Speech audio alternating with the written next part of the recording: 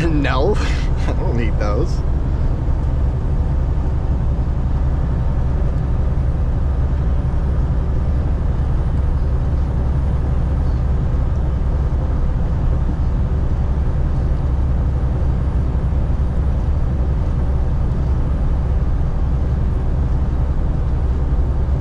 I've seen a couple.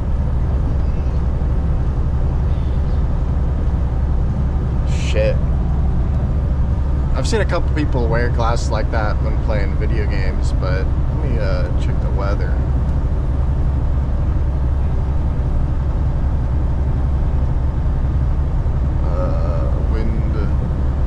Wind's not bad. I'm heavy enough. What about precipitation? Oh yeah, you're getting a little bit right now up here. It'll be over with by the end of the hour, maybe next couple hours. What about the 12-hour forecast? What are we looking at?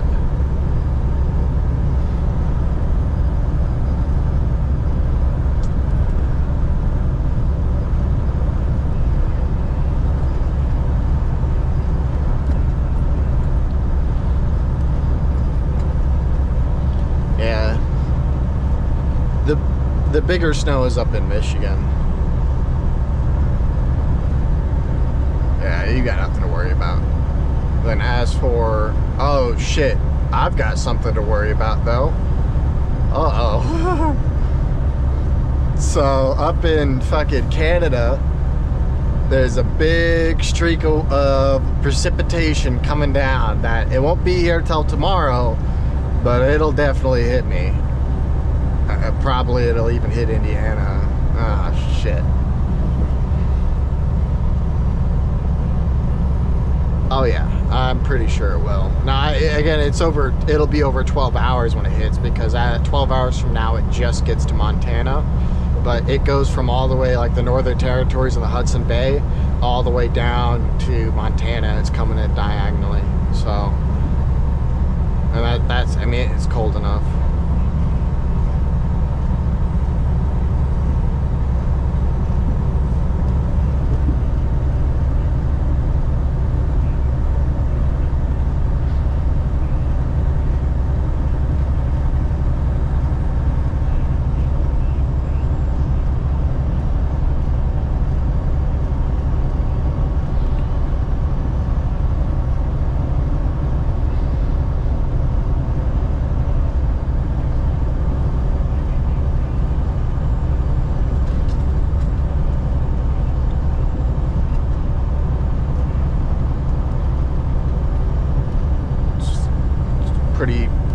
Pretty penny right there. $86,000 plus tax.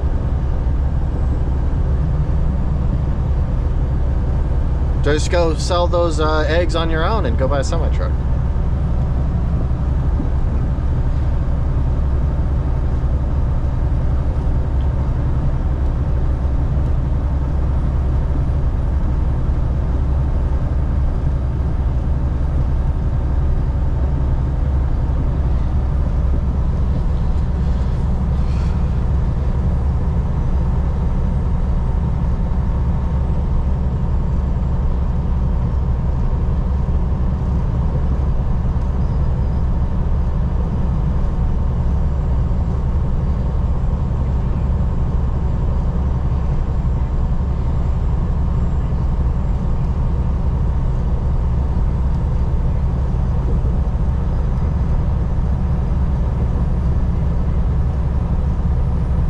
Jesus, that just happened?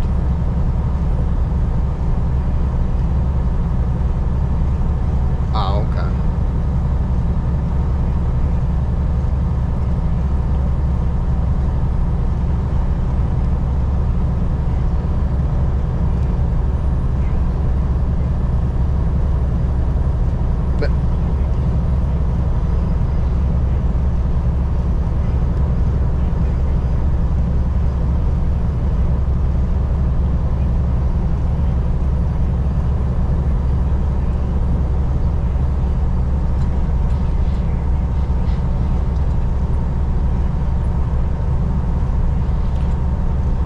Being homeless with a job being homeless with a job is like the best kind. Like, that's the best fucking life right there. You don't have to worry about shit. You've got no fucking liabilities or problems, and you sit there, you do your job, you get money for food, you can kind of get whatever you want because you don't really have any expenses, and you just have a great time.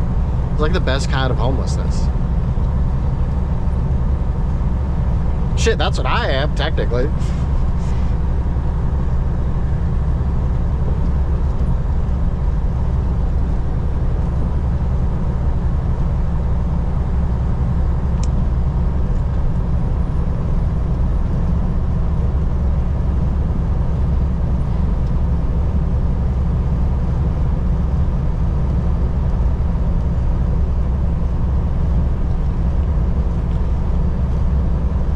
Shit, it wants me to go south. I'm not going all the way through Wisconsin. It wants me to take the 35. Shit. Hold up. I thought I'd be...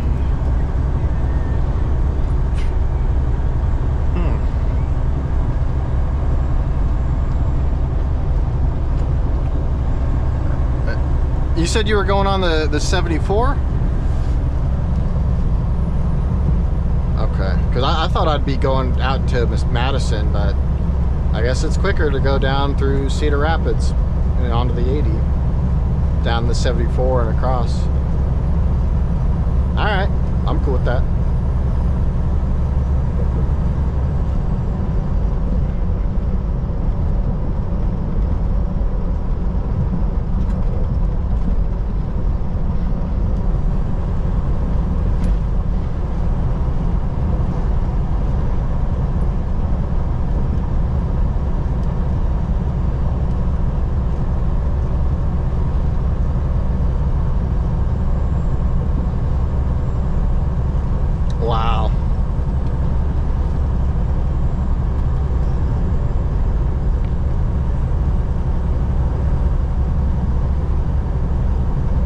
Well, now that she mentioned it, that's absolutely what we wanted to meet. That's a great idea, lady.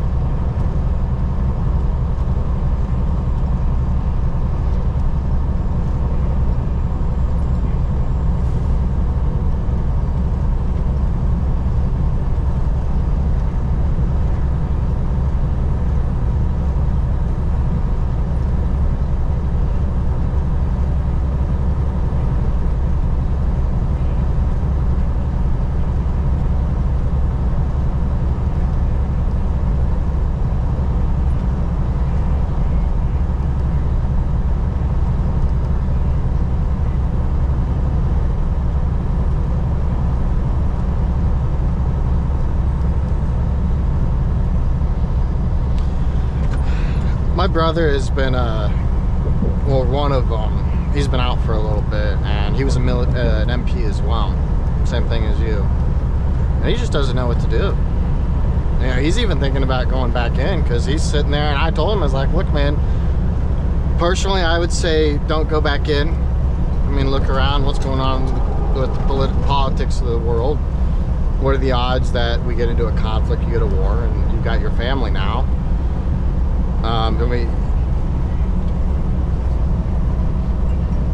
Right.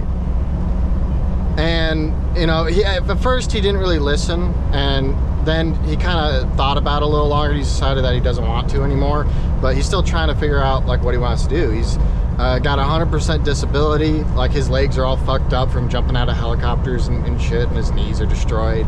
And there's a few other issues, but just, like, trying to get guys like that into a schedule that fits what they've been programmed to, like, behave in or interact with. That's the challenging part, because if it's too boring, or if it's the task, or too relaxed, then their minds just are racing, and they just can't get into it. So it's got to be something. I told him, shit, man, get your CDL, why not? He's not really interested in going that route, but you know, I don't know what he wants to do.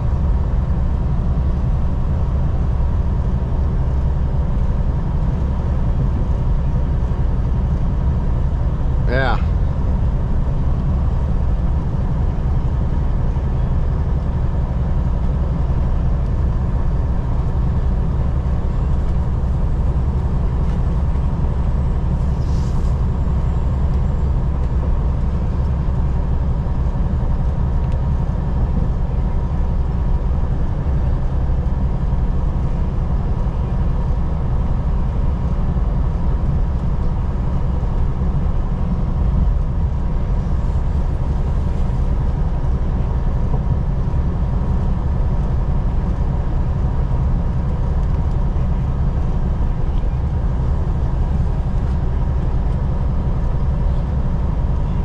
Well, it allows you to find comfort with what you do. Like, I mean, I enjoy OTR just because of the lifestyle. The fact that my interaction with my boss is like a couple of emails and maybe a text message. Like, that's it.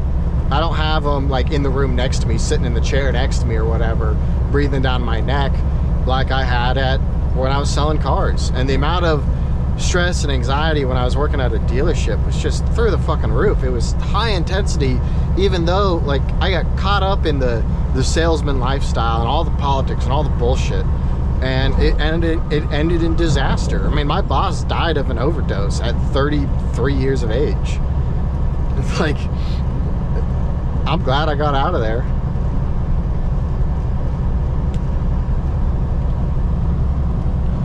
There's something about just driving down the road that I find satisfactory. Now, there are moments when it sucks. Yeah. But kind of the moments that are great outweigh the shittiness.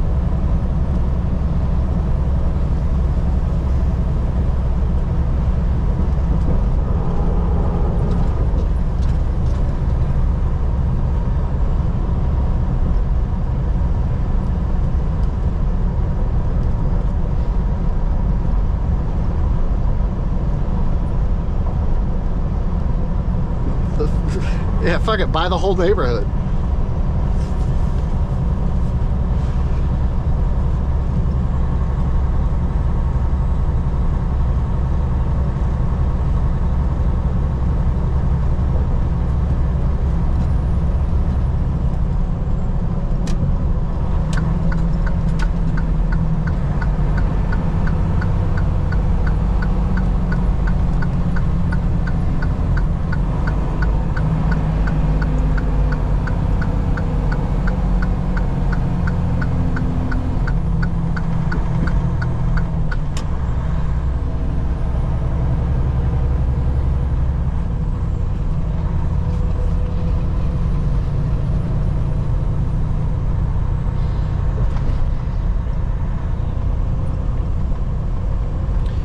Yeah, the amount of billionaires that Bitcoin created is pretty impressive.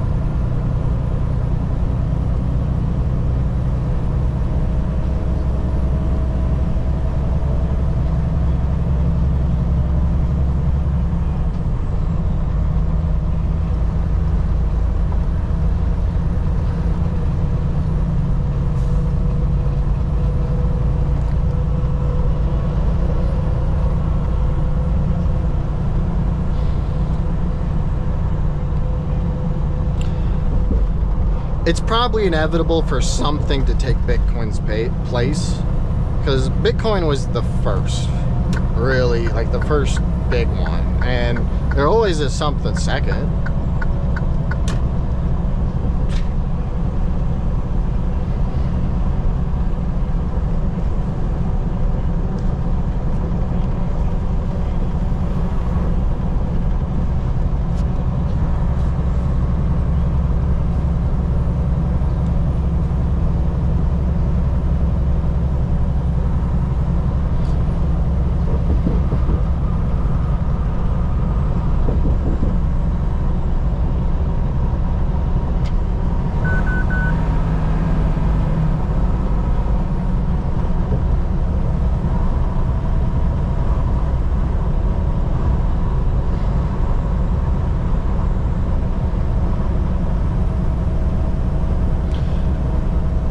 That, and I mean, the idea that Bitcoin is a scam or crypto is a scam, it's true, but is it any more of a scam than the US dollar or any other fiat currency? It's all a fucking scam.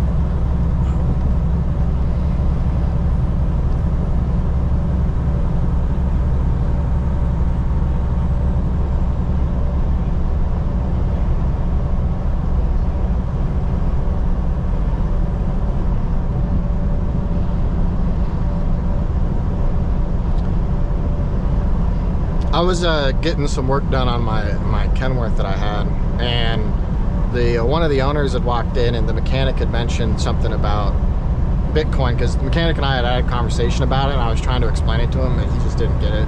And even the owner he's like, man, I don't engage in any of that stuff. My sons do, and they've got a decent amount. And I'm like, dude, how much do you think your sons have? He's like, I don't know, like 1,000 Bitcoin. And I'm like, that's $1 million sitting right there. And he's like, what? $1 million? I'm like, yeah, it's $1 million right now that your son has. He's like, but it's not real. And I'm like, it is. It is. I mean, it's sure you can't hold it in your hand in the same way that you would hold $1 in your hand, but still, there's more. It's more solid. It's no different numbers that the bank account when you look at it. So, and he didn't get it either. And this is a guy that's making, 70 grand a month running an oversized load company, like 70, 80 grand a month. So it's like, those are the kinds of people that are going to be left behind when this stuff transforms into whatever monstrosity that it's going to become. Because at the end of the day, I don't think it's going to be beneficial for society that we go down this route, but doesn't mean you can't profit off of it.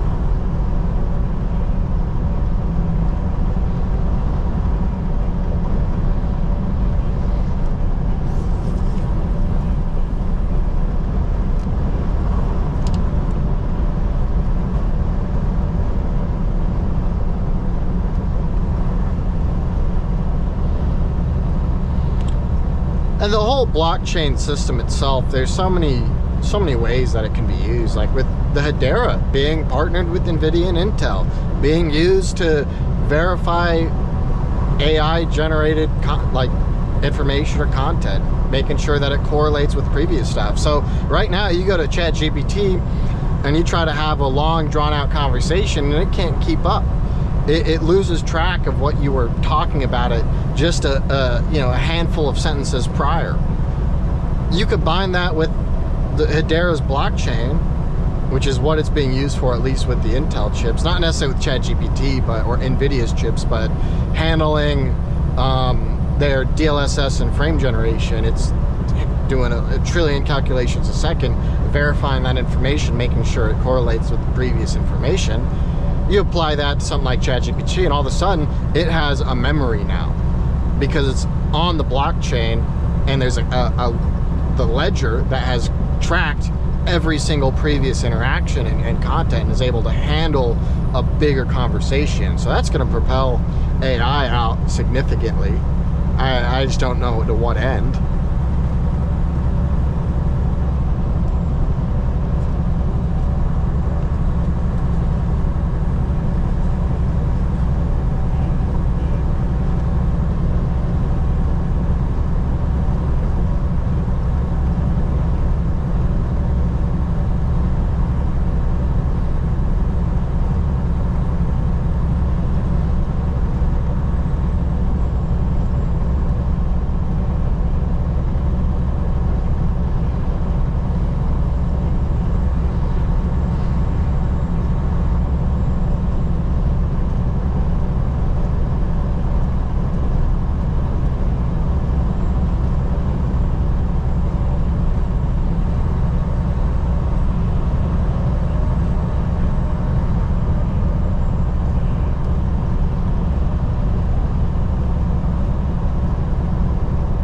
Holy shit.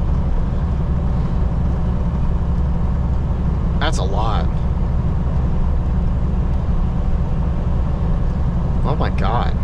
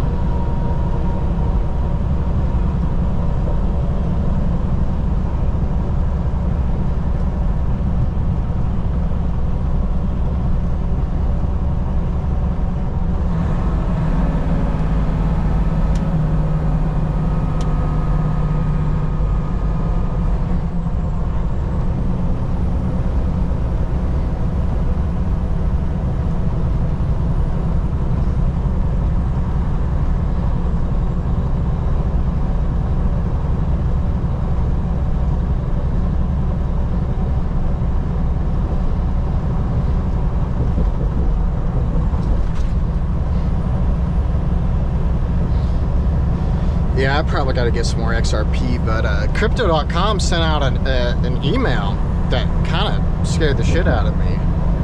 And they had said something about them closing a bunch of wallets, that if you don't get your crypto off of those wallets, then you're going to lose it. And so I moved everything off the exchanges. And now it's just sitting in a separate wallet. But I don't know why they were doing that. Yeah. Because XRP and Hedera were both on the list, and it's supposed to take effect on January 31st. Yeah.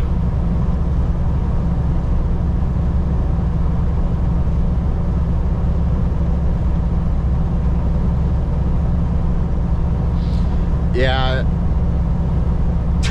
Well, I'll open up a separate wallet and send it back to you at some point if you need it. Because I've got a decent wallet that I can access real quickly.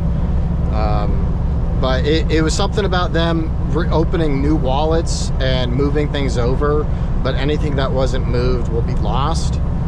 And so I didn't really understand why they were doing it. And the way they had sent me the email was they had referenced a previous email that I didn't get. They're like, as per our previous message, you know, this is another final alert that these wallets are being closed.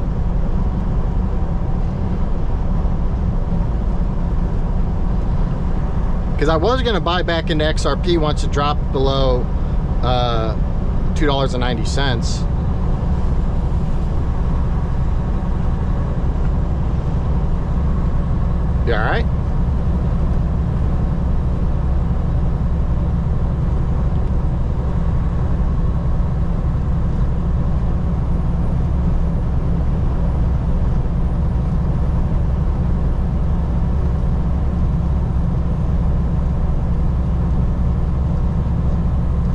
Oh, shit.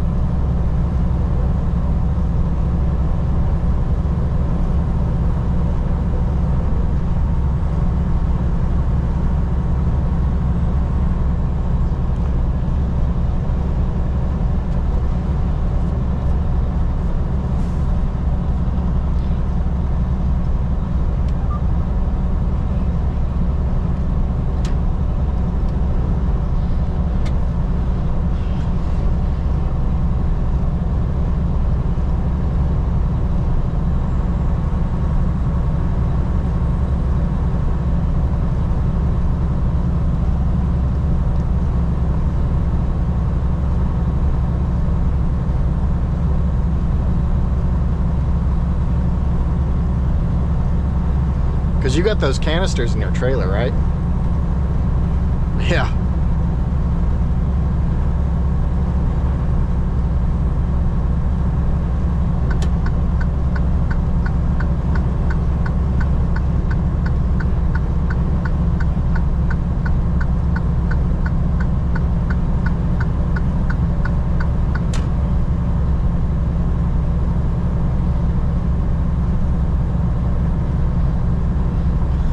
I had that issue hauling kegs one time,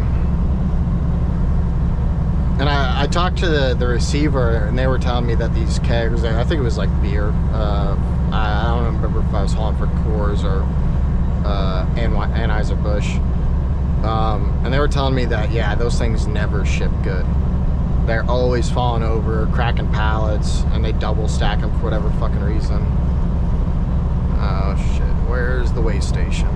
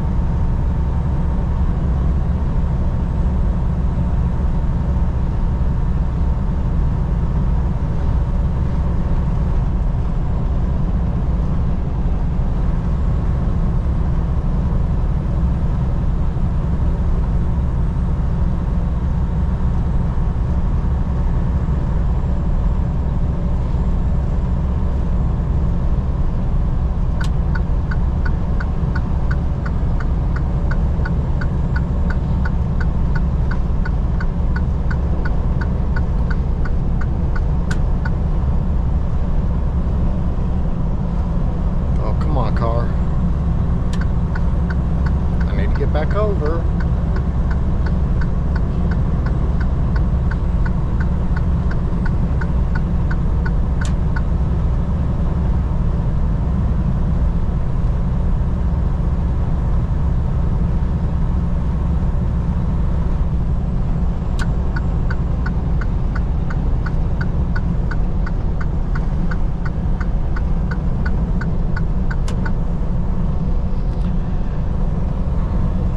There's the weigh station. Watch me get inspected again.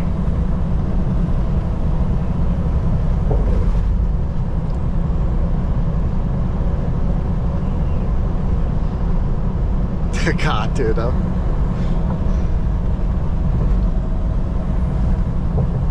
I'd just kill myself.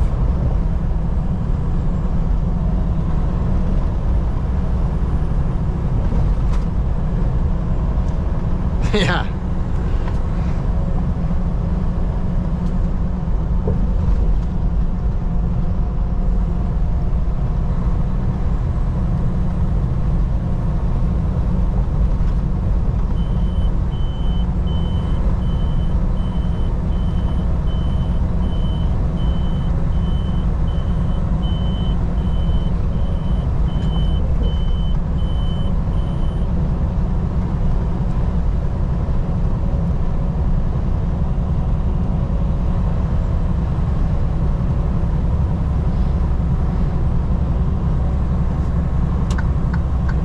And it is closed.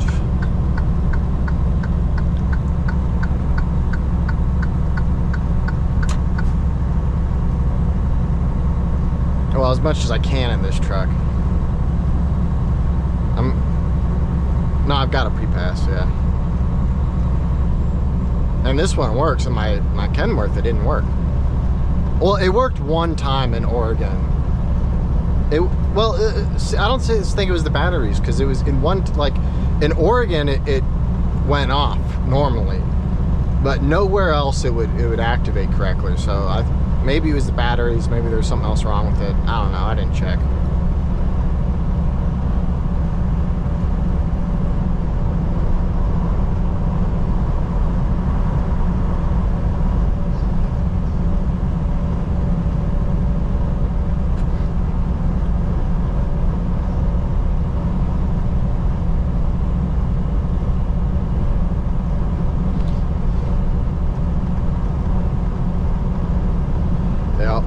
Mine would work on all the things like that. Work for those. Only scale it ever triggered was for the one on 84 outside Portland.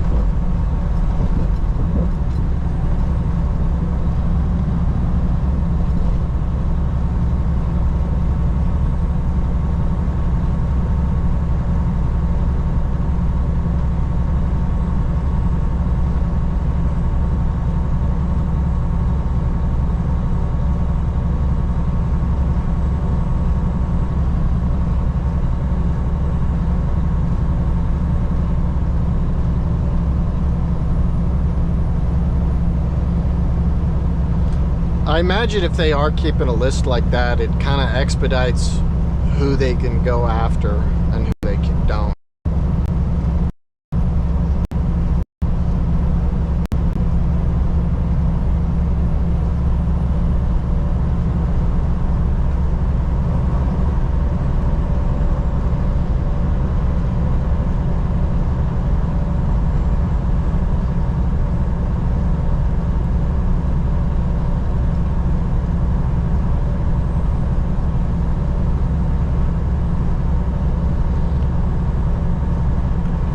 Because aren't most of them automated?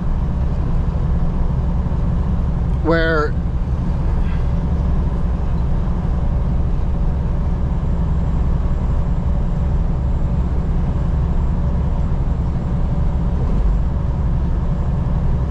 because there was one time in Minnesota why one of the times in Minnesota they gave me an inspection and I went out and look, the only reason I'm pulled up your company's CSA score and gave us a recommend to inspect. That's the only reason. They just checked paperwork and then sent me on my way.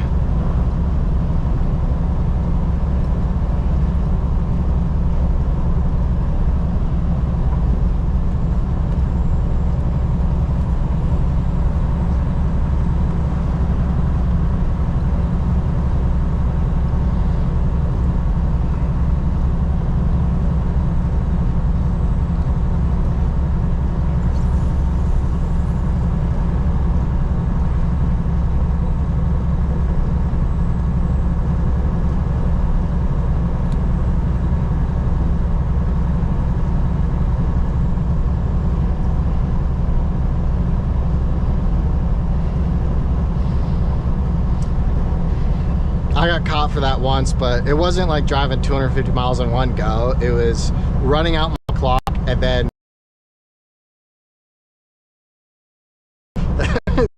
and I was doing that shit every day, and eventually it caught up to me.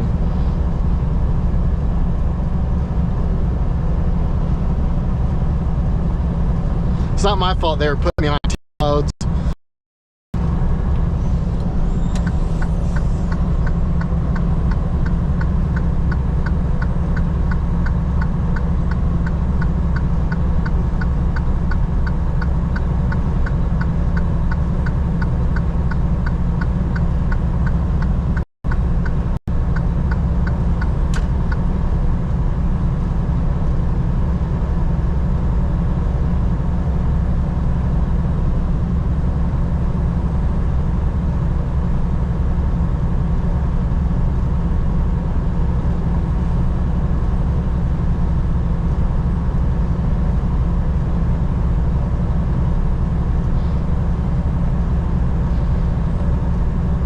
I don't really need to use it anymore with the way these guys are running.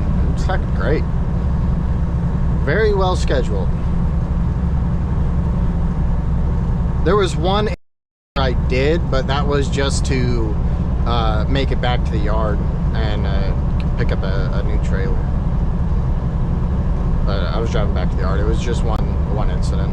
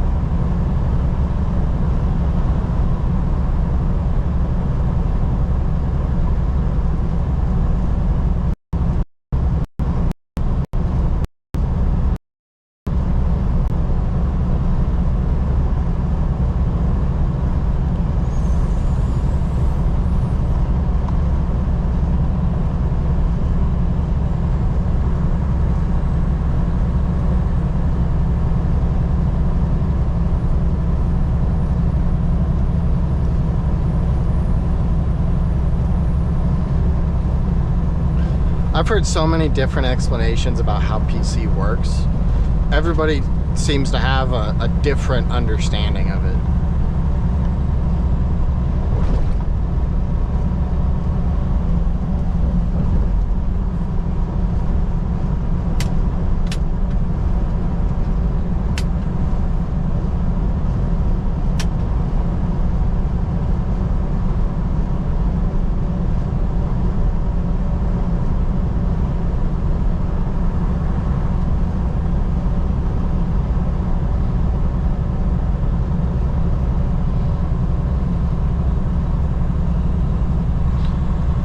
So I could probably, now I wouldn't necessarily need to do this because more often than not I'll be taking a few days off, but whenever I do runs out to Oregon, I can PC out because it's in Eastern Oregon where the delivery is, and then go to go home in Portland.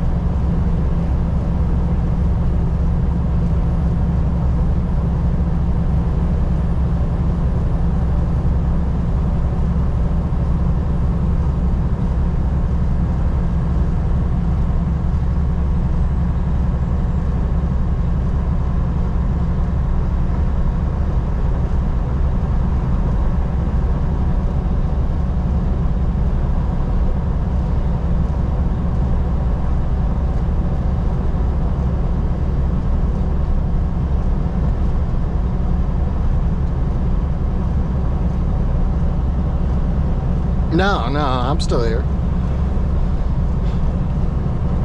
Just zoned out for a minute.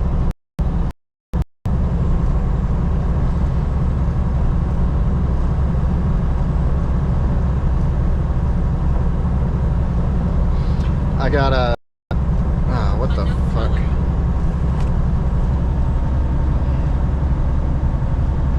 Hello?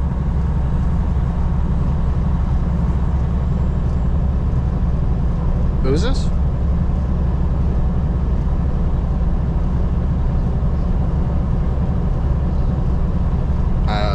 When did I call you?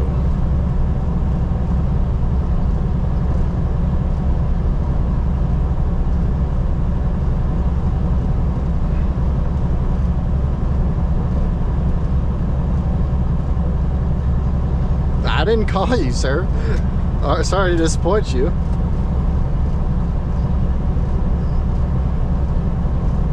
Well, yeah, sorry to waste your time. I'm certain I didn't call you, so I don't know what that's about. That's odd.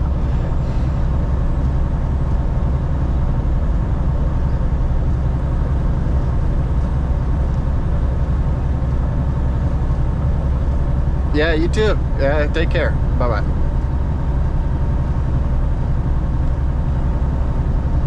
Dude, that was... Yo, wait. Sorry about... Yo, dude, that was fucking weird. So I just get this phone call.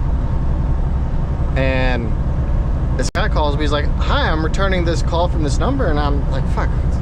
I didn't call it. I've been talking to you for the last 2 hours or whatever it was. What did I call you? He's like, let me check. 2 minutes ago you called me. I'm like, no, I didn't. Sorry to disappoint you. He's like, huh.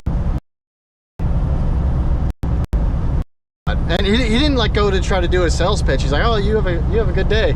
Bye-bye. Like, oh, fuck, is my phone making phone calls? I don't... No, it's not. Interesting.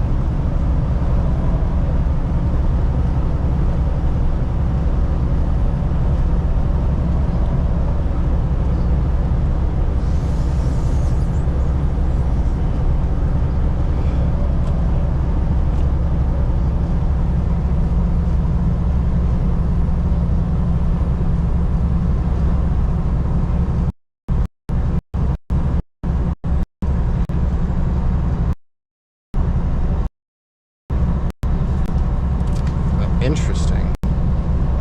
Yeah. What would they be maintaining?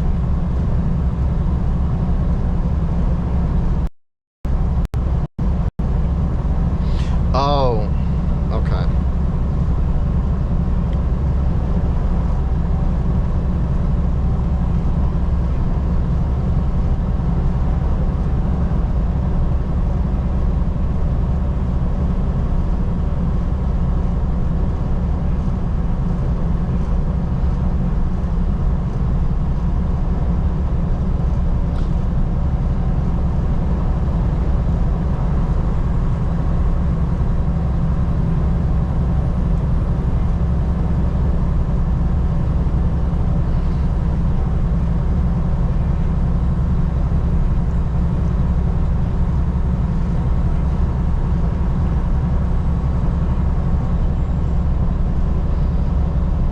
Well, maybe it's because it's dealing with international stuff that there is no time that's good, because at some point it's going to be the day somewhere around the world.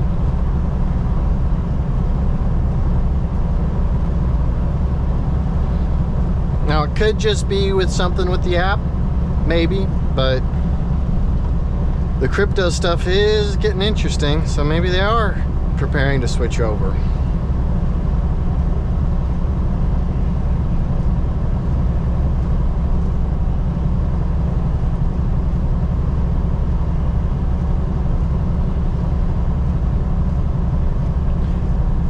We'll probably be aware of that.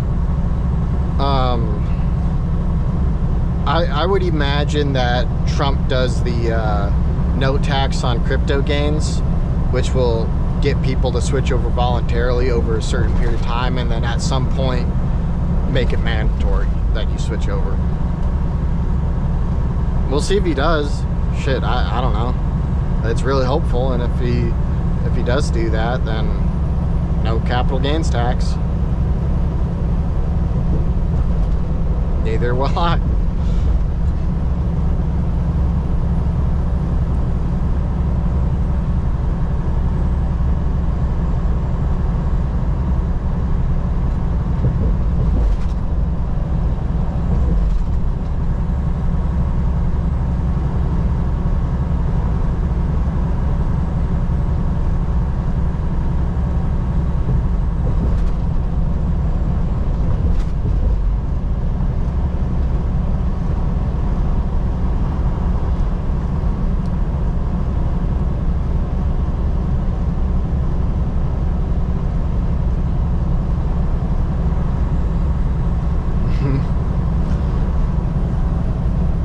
That guy's probably living out in the Bahamas somewhere and not talking to anybody.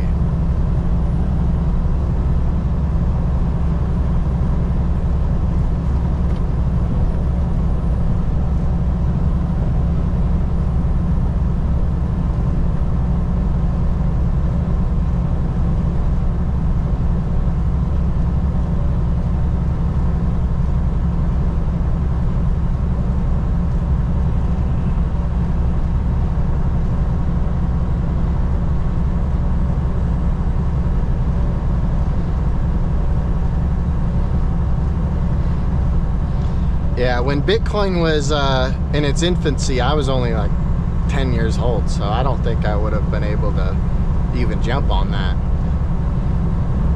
My brother had a little bit. I think he had a couple hundred at some point, but he doesn't know where it went. He's one of those guys that lost it on a hard drive.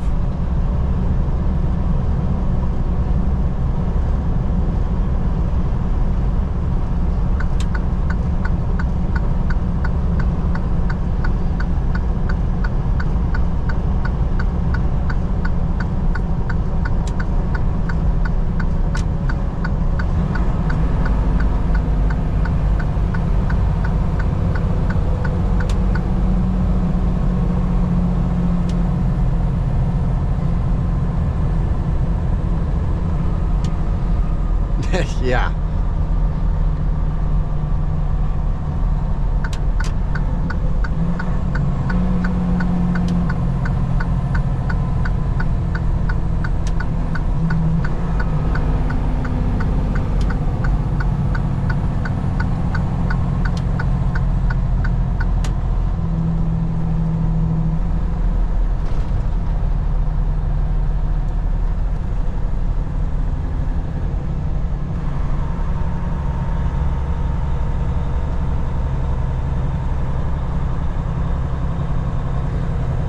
Uh-oh.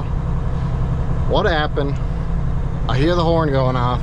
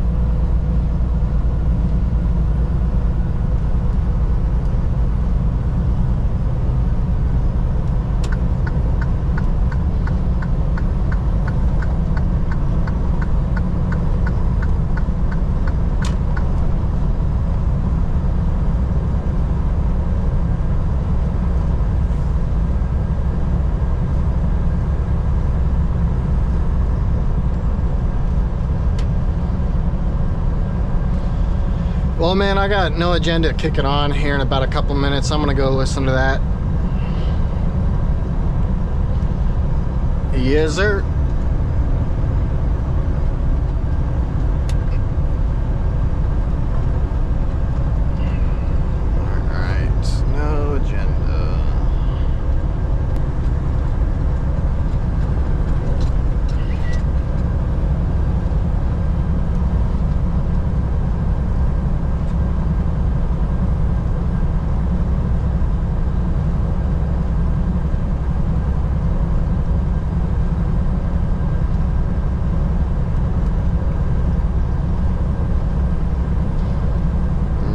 Does it want to load?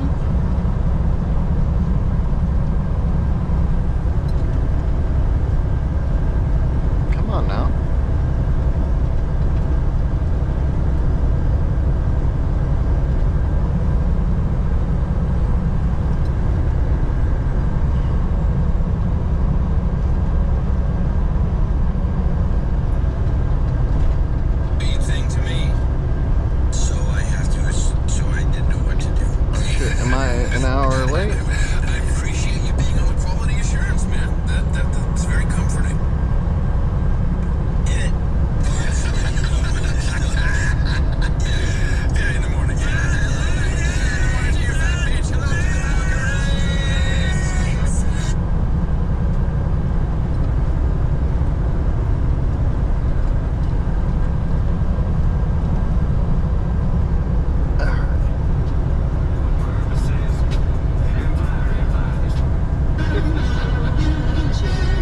Just in time.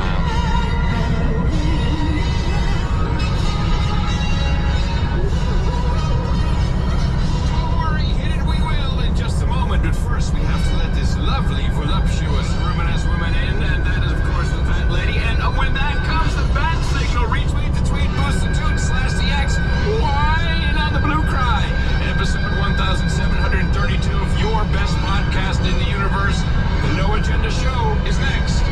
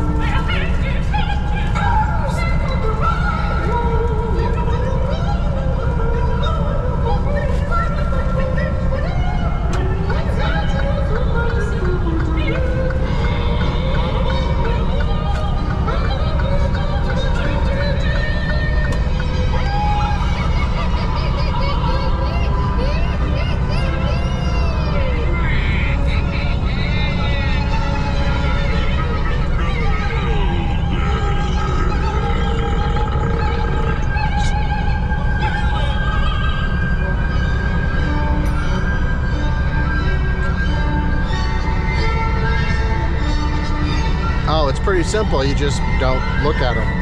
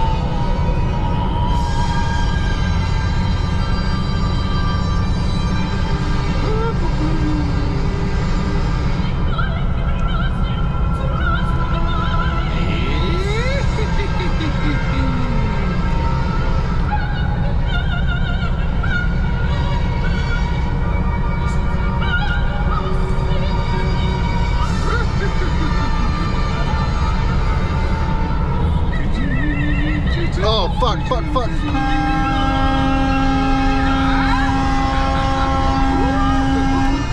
The fuck are you doing, you dumb cunt?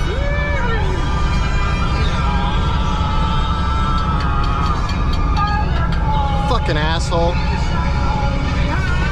Dude, I was waiting for him to fucking do that. Holy shit.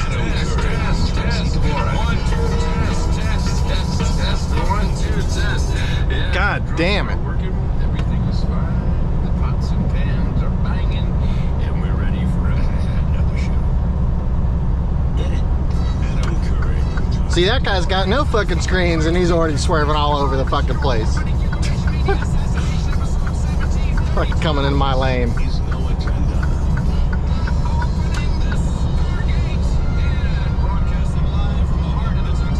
Jesus. Region number 6 in the morning, everybody. I'm Adam Curry. And for Northern Silicon Valley, where we're asking. And I had nowhere to go as well. Because it's just fucking gravel on that side. If I fucking touched that gravel, it might have taken me. Set me off somewhere. I don't even think I can tell you who Blake Lively is, to be honest. I should know this. I'm sure I should know who Blake Lively is. Well, they've been promoting her enough. Well, tell me who is Blake Lively? She's an actress who's suing a director who tried to kiss her. Yes, that was the news of the week. Like that was the news of the week. That was the news. Welcome, John, to the golden age of no agenda. 4 more years. Wow. I think the best thing I've seen in these past few days is refreshing the whitehouse.gov presidential actions page. I think when you have an executive... Go home.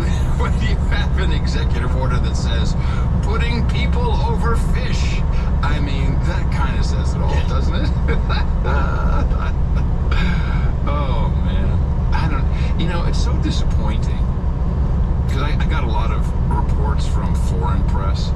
Because here, it just seems like we're obsessed with Bezos' girlfriend's boobs.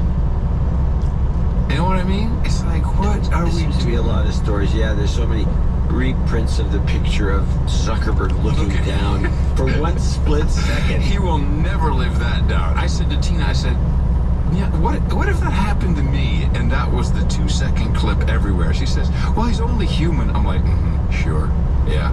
No, I think Miss Chan is going to be lording that over Zuck for a long time.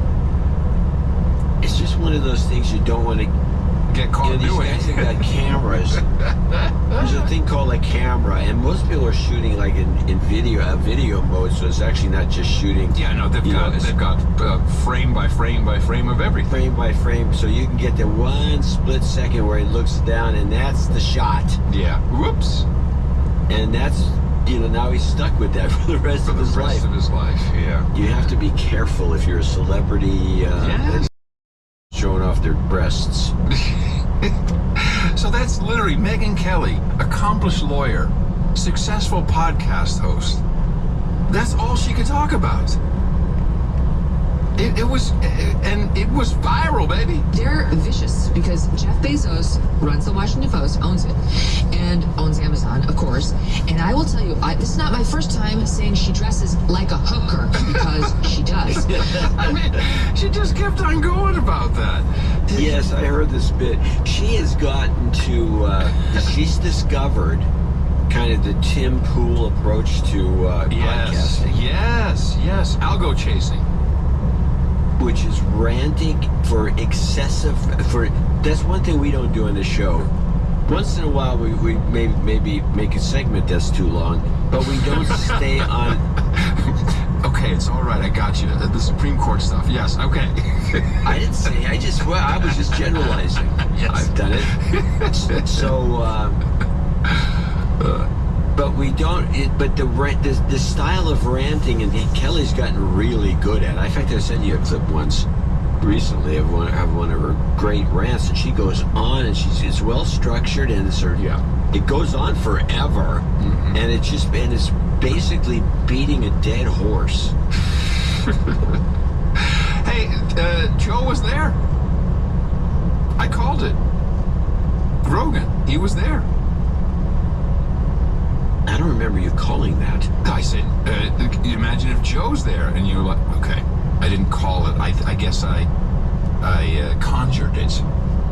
And he's sending me pictures of him and Trump and him and Trump family members. He was having a good picture of him and Laura Sanchez.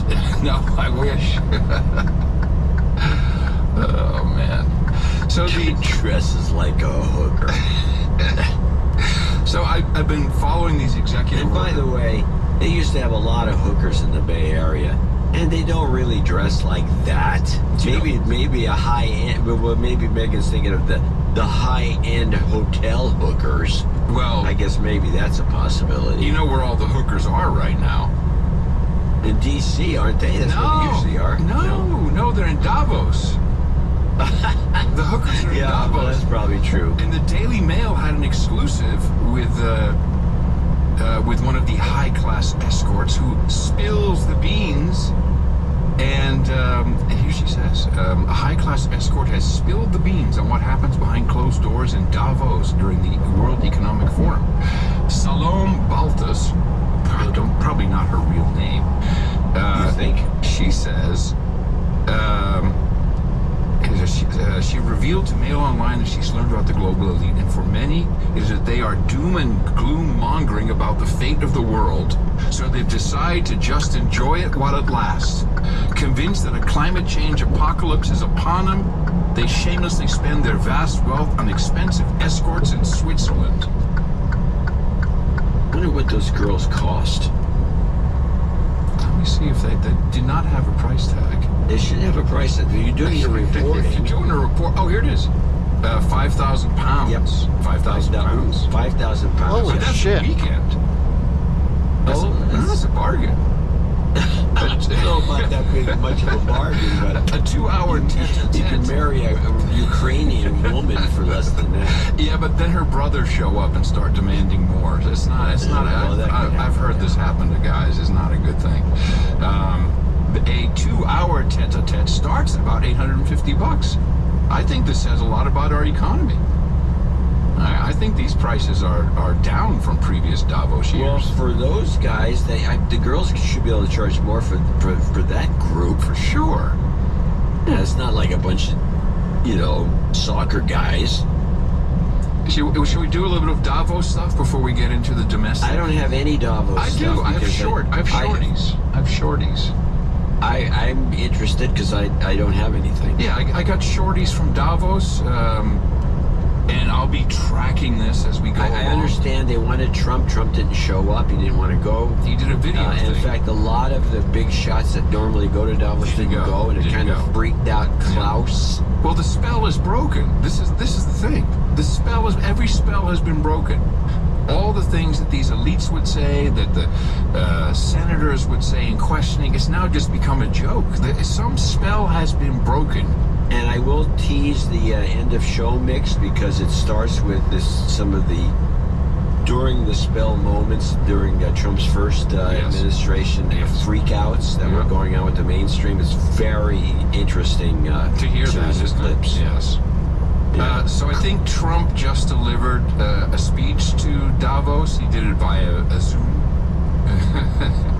Maybe it was Microsoft Teams. I don't know. Teams.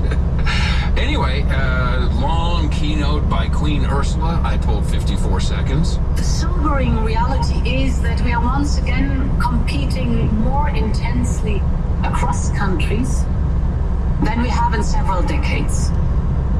And this makes the theme of this year's Davos meeting even more relevant. Rebuilding trust. Rebuilding trust. This is not There it is. The spell is broken. No one trusts you anymore. It's over. It truly is over. There's something that's happened, some cosmic shift, and people are just like, whatever, Queen Ursula, whatever.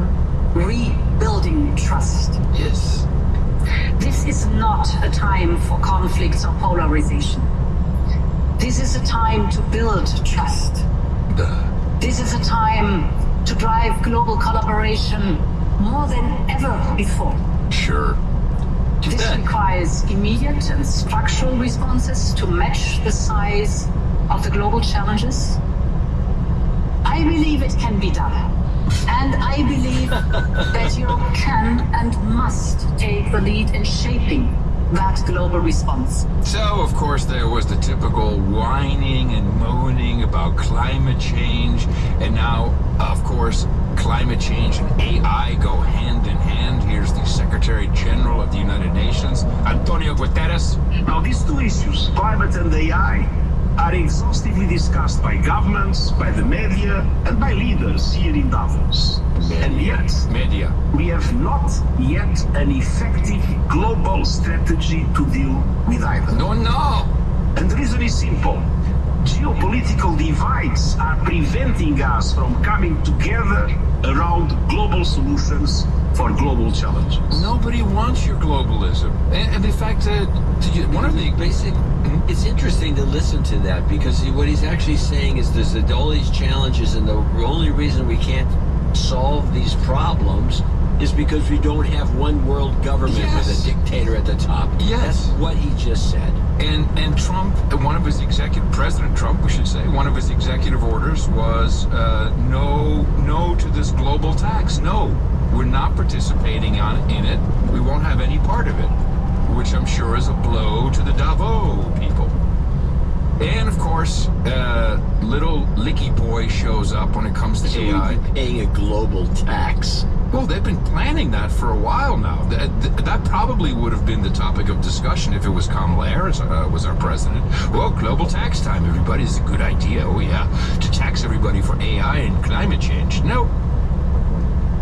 So Licky Boy shows up when it comes to AI. Sam Altman trying to smooth things over. Oh, don't be too worried about AI. This guy is the vocal fry master. Humans really care about what other humans think. That seems very deeply wired into us. So chess was one of the first victims of AI, right? Chess. John, did you know chess was one of the first victims of AI, right? Was one of the first victims of AI, right? Could be Kasparov, whenever that was, a long time ago. And all of the commentators said, this is the end of chess. Now that a computer can beat the human, no one's gonna bother to watch chess again, ever. It's over. Or play chess again. Chess has, I think, never been more popular than it is right now. And if you cheat with AI, that's a big deal. And no one, or almost no one, watches two AIs play each other. We're very interested in what humans do. When I read a book that I love, the first thing I do when I finish is I want to know everything about the author's life. Yeah, that's what I do too. The minute I finish a book, I want to read everything about the author's life. Well, do you have time for work, Sam Altman? I mean, you must be so busy researching authors' lives. Wow. Well, what he means by that is he looks him up on Wikipedia. Exactly. 5 seconds. So he just says, "Hello, ChatGPT, tell me about this author's life." And I want to feel some connection to that person that. Oh yeah. Why? Made this why? I don't know why. It's just let the Licky Boy talk. Feel some connection to that person that made this thing that resonated with me. Humans know what other humans want very well. Humans are also very interested in other people. I think humans we're gonna have better tools. We've had better tools before, but we're still very focused on each other. Whatever. That was the crux of his speech. Now the big one came in the form. That was the crux of his speech. Yes. That people like people. Yes, people. They like people. Yeah, I expected Barbara Streisand to walk out. Hello, Sam. This was the big one at Davos. This is what everyone's focused on. They even made a commercial kind of infotainment, valuetainment piece for it. Misinformation is the biggest short-term risk to the world. Misinformation and disinformation will be the top risk to countries around the world over the next 2 years. The world. Yes, really. Economic. Not fires, not earthquakes, not storms, not even climate change. No, the biggest risk is misinformation and disinformation about climate change. It tops everything. The people, the spell has been broken. They realize now that they no longer have. This is your theme for the show, by the way. I caught it. Okay? The spell has been broken. They no longer, the elite messaging system no longer works. And they're realizing it, so the only thing they can do is attack everything else, saying, you don't want to risk being mis- or disinformed by any other media than the ones we approve of. This is the message that you will hear in this communique. Around the world over the next 2 years.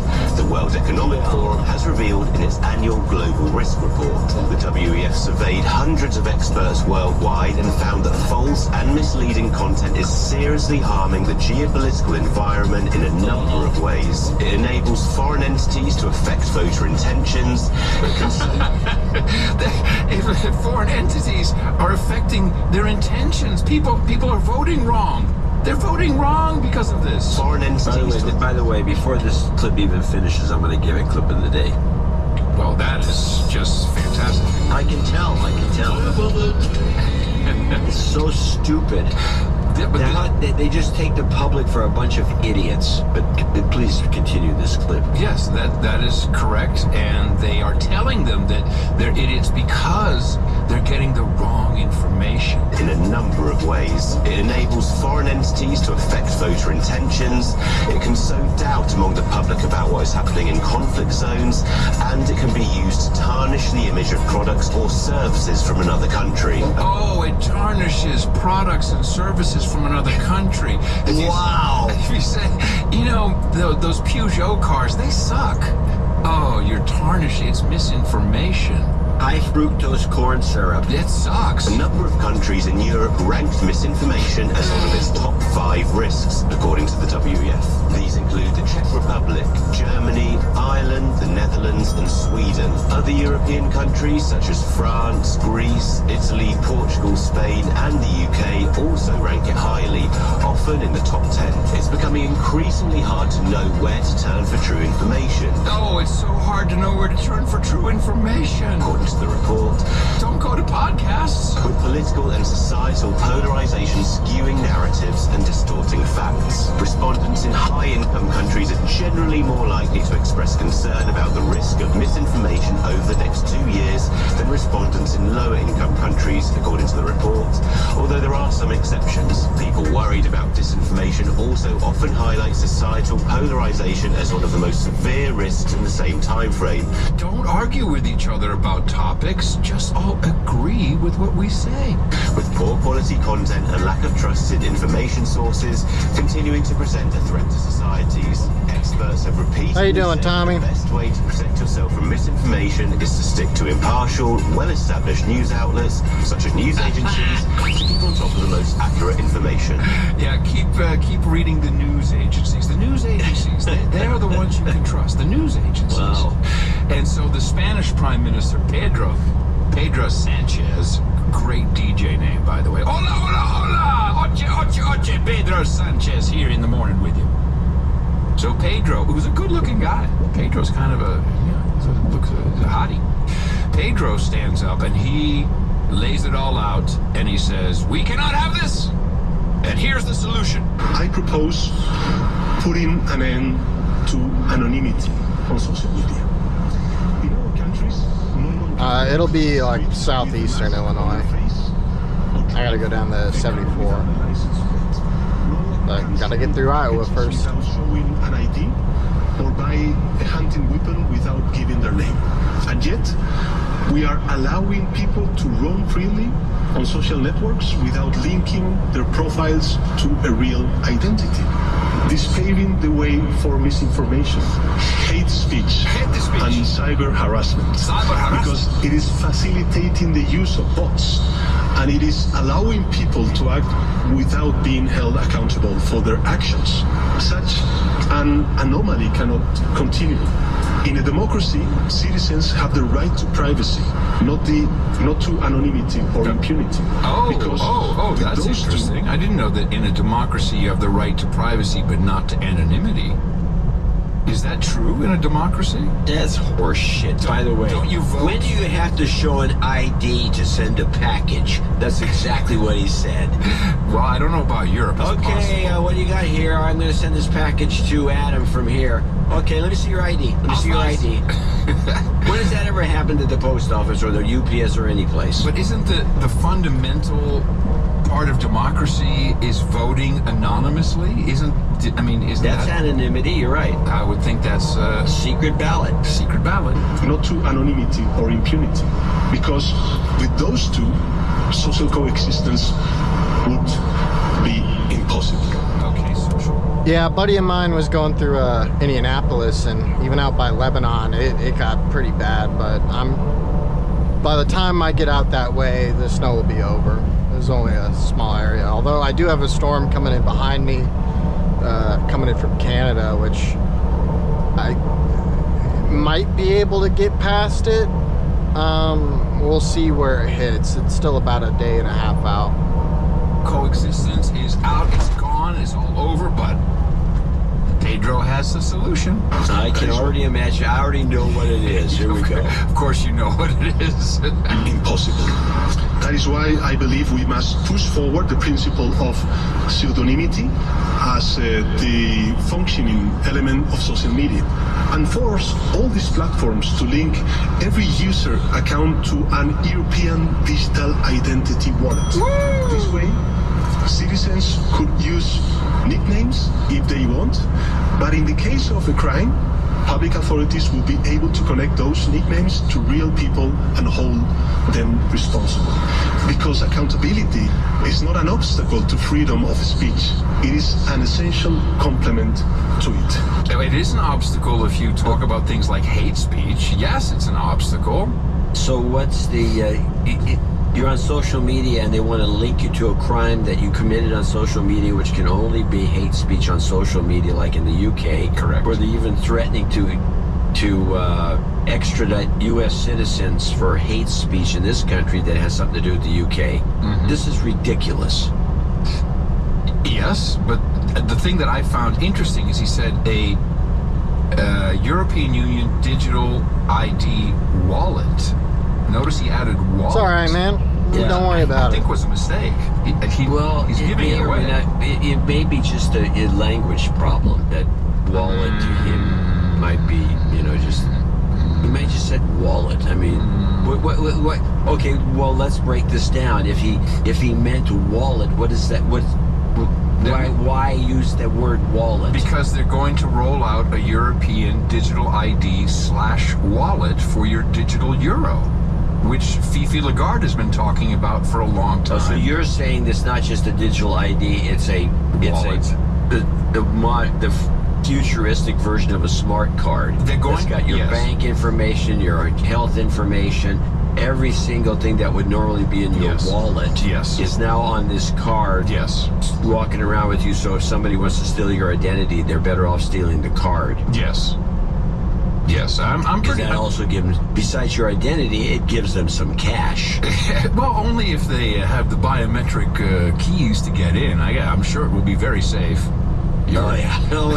No one's ever hacked such a thing. It will be very, very because safe. Hackers are too stupid to be able to crack these things left and right. It's Europe, man. Like, let them stew in their own juice. We've warned them enough on this show. And if people are not going to do anything about it... We have not warned anybody enough about anything. That's true. There were a couple more things related to Davos. The foreign minister, the High Representative of Foreign Affairs for the European Union, Kallas. She had the High Representative? She's super high. She's very high. That's her. Woo! That's her honorific. Amen. She had a great little slogan on how to prevent war, and it rhymes too. The European Union needs to boost its defense spending to prepare for the worst and be able to defend itself alone if needed, according to the blog's top diplomat, Kaja Kallas. She said EU member states spent a collective average of 1.9% of their GDP on defense, while Russia was spending 9%. There should be no doubt in any of our minds that we need to spend more to prevent war. Oh, it's a bumper sticker. Spend more to prevent war. That's the best. I want a t-shirt with that's that. good. I want a t-shirt. I want a t-shirt. I don't even know that she knows that, Brian. Spend more, prevent war. But we also need to prepare for war. We need to improve our capabilities. Get ready for war. This is unbelievable. Hold on a second. we're looking. This is the thing about Europe. These assholes want to be in war all the time, and they're just basically drumming up. They're working themselves up. I mean, we've done a pretty good job, I think, the United States, of keeping them from doing this. But we can't do it forever. The dam's gonna break. We might as well just get out of NATO, stop giving money to the Ukraine thing, and let these assholes go shoot each other. I think you've said quite clearly what you think of that. I think she's on the other side of our boy Mark Rutte. You know, we have to spend much more than 5% on our military, and we must spend that with American defense companies, because we want America in here. And she's doing the opposite. Remember, he said, if you don't want to do it, you can start your own military defense. Right, which is what they're going to do anyway. Yes. Yeah, we can expect to get some sales for a while. And then it's going to go to the European defense contractors. Airbus. Well, Airbus and Saab and all these other operations. Yeah. There's a bunch of them. There's more than a few. And they can crank it up in Germany if they want to. If Germany can really wants militarize quick. If Germany wants to even stay in NATO, there's talk about that. No, NATO's out the window. Let's face it. NATO's going to fall apart. It not tomorrow, but it's going to fall apart because it's stupid. And it's going to fall apart. The Russian thing, the Russians don't know, the Russians know what's going to happen. They're going to get attacked once again, like they get attacked every so often for whatever reason. And it's going to be a mess. I continue, 20 more seconds. We need to improve our capabilities. We need our defense industry to produce what we need. Yes. We must prepare for the worst. Over the next decade. Gosh, it sounds like a kindergartner, doing a book report. We must prepare for the worst. We must prepare for the worst. Over the next decade, Hala said the EU will need at least 500 billion euro to remain competitive in defense. Yeah. But so That's far, not only big. about 13 billion euro has been earmarked in the EU's long-term budget from 2021 to 2027. Pony up, citizens. Pony Come up. on, you gotta get to the trillion. See, It's no good. 500 billion is nothing. It's nothing. Now, No, we spend more than we do 800 million in a I'm year. sorry, In a year. 800 billion a year. In a year.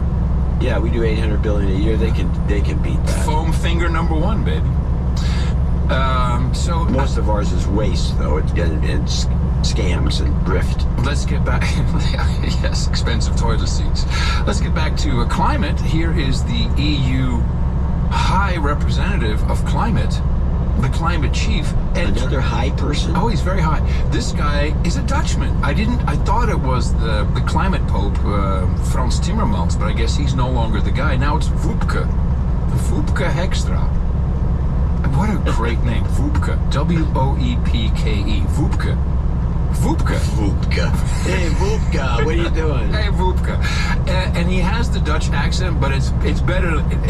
Well, listen, it's short. Well, first and foremost, we will continue to engage with our American friends and partners across domains, in the domain of geopolitics, in the domain of trade, but also in the domain of climate action.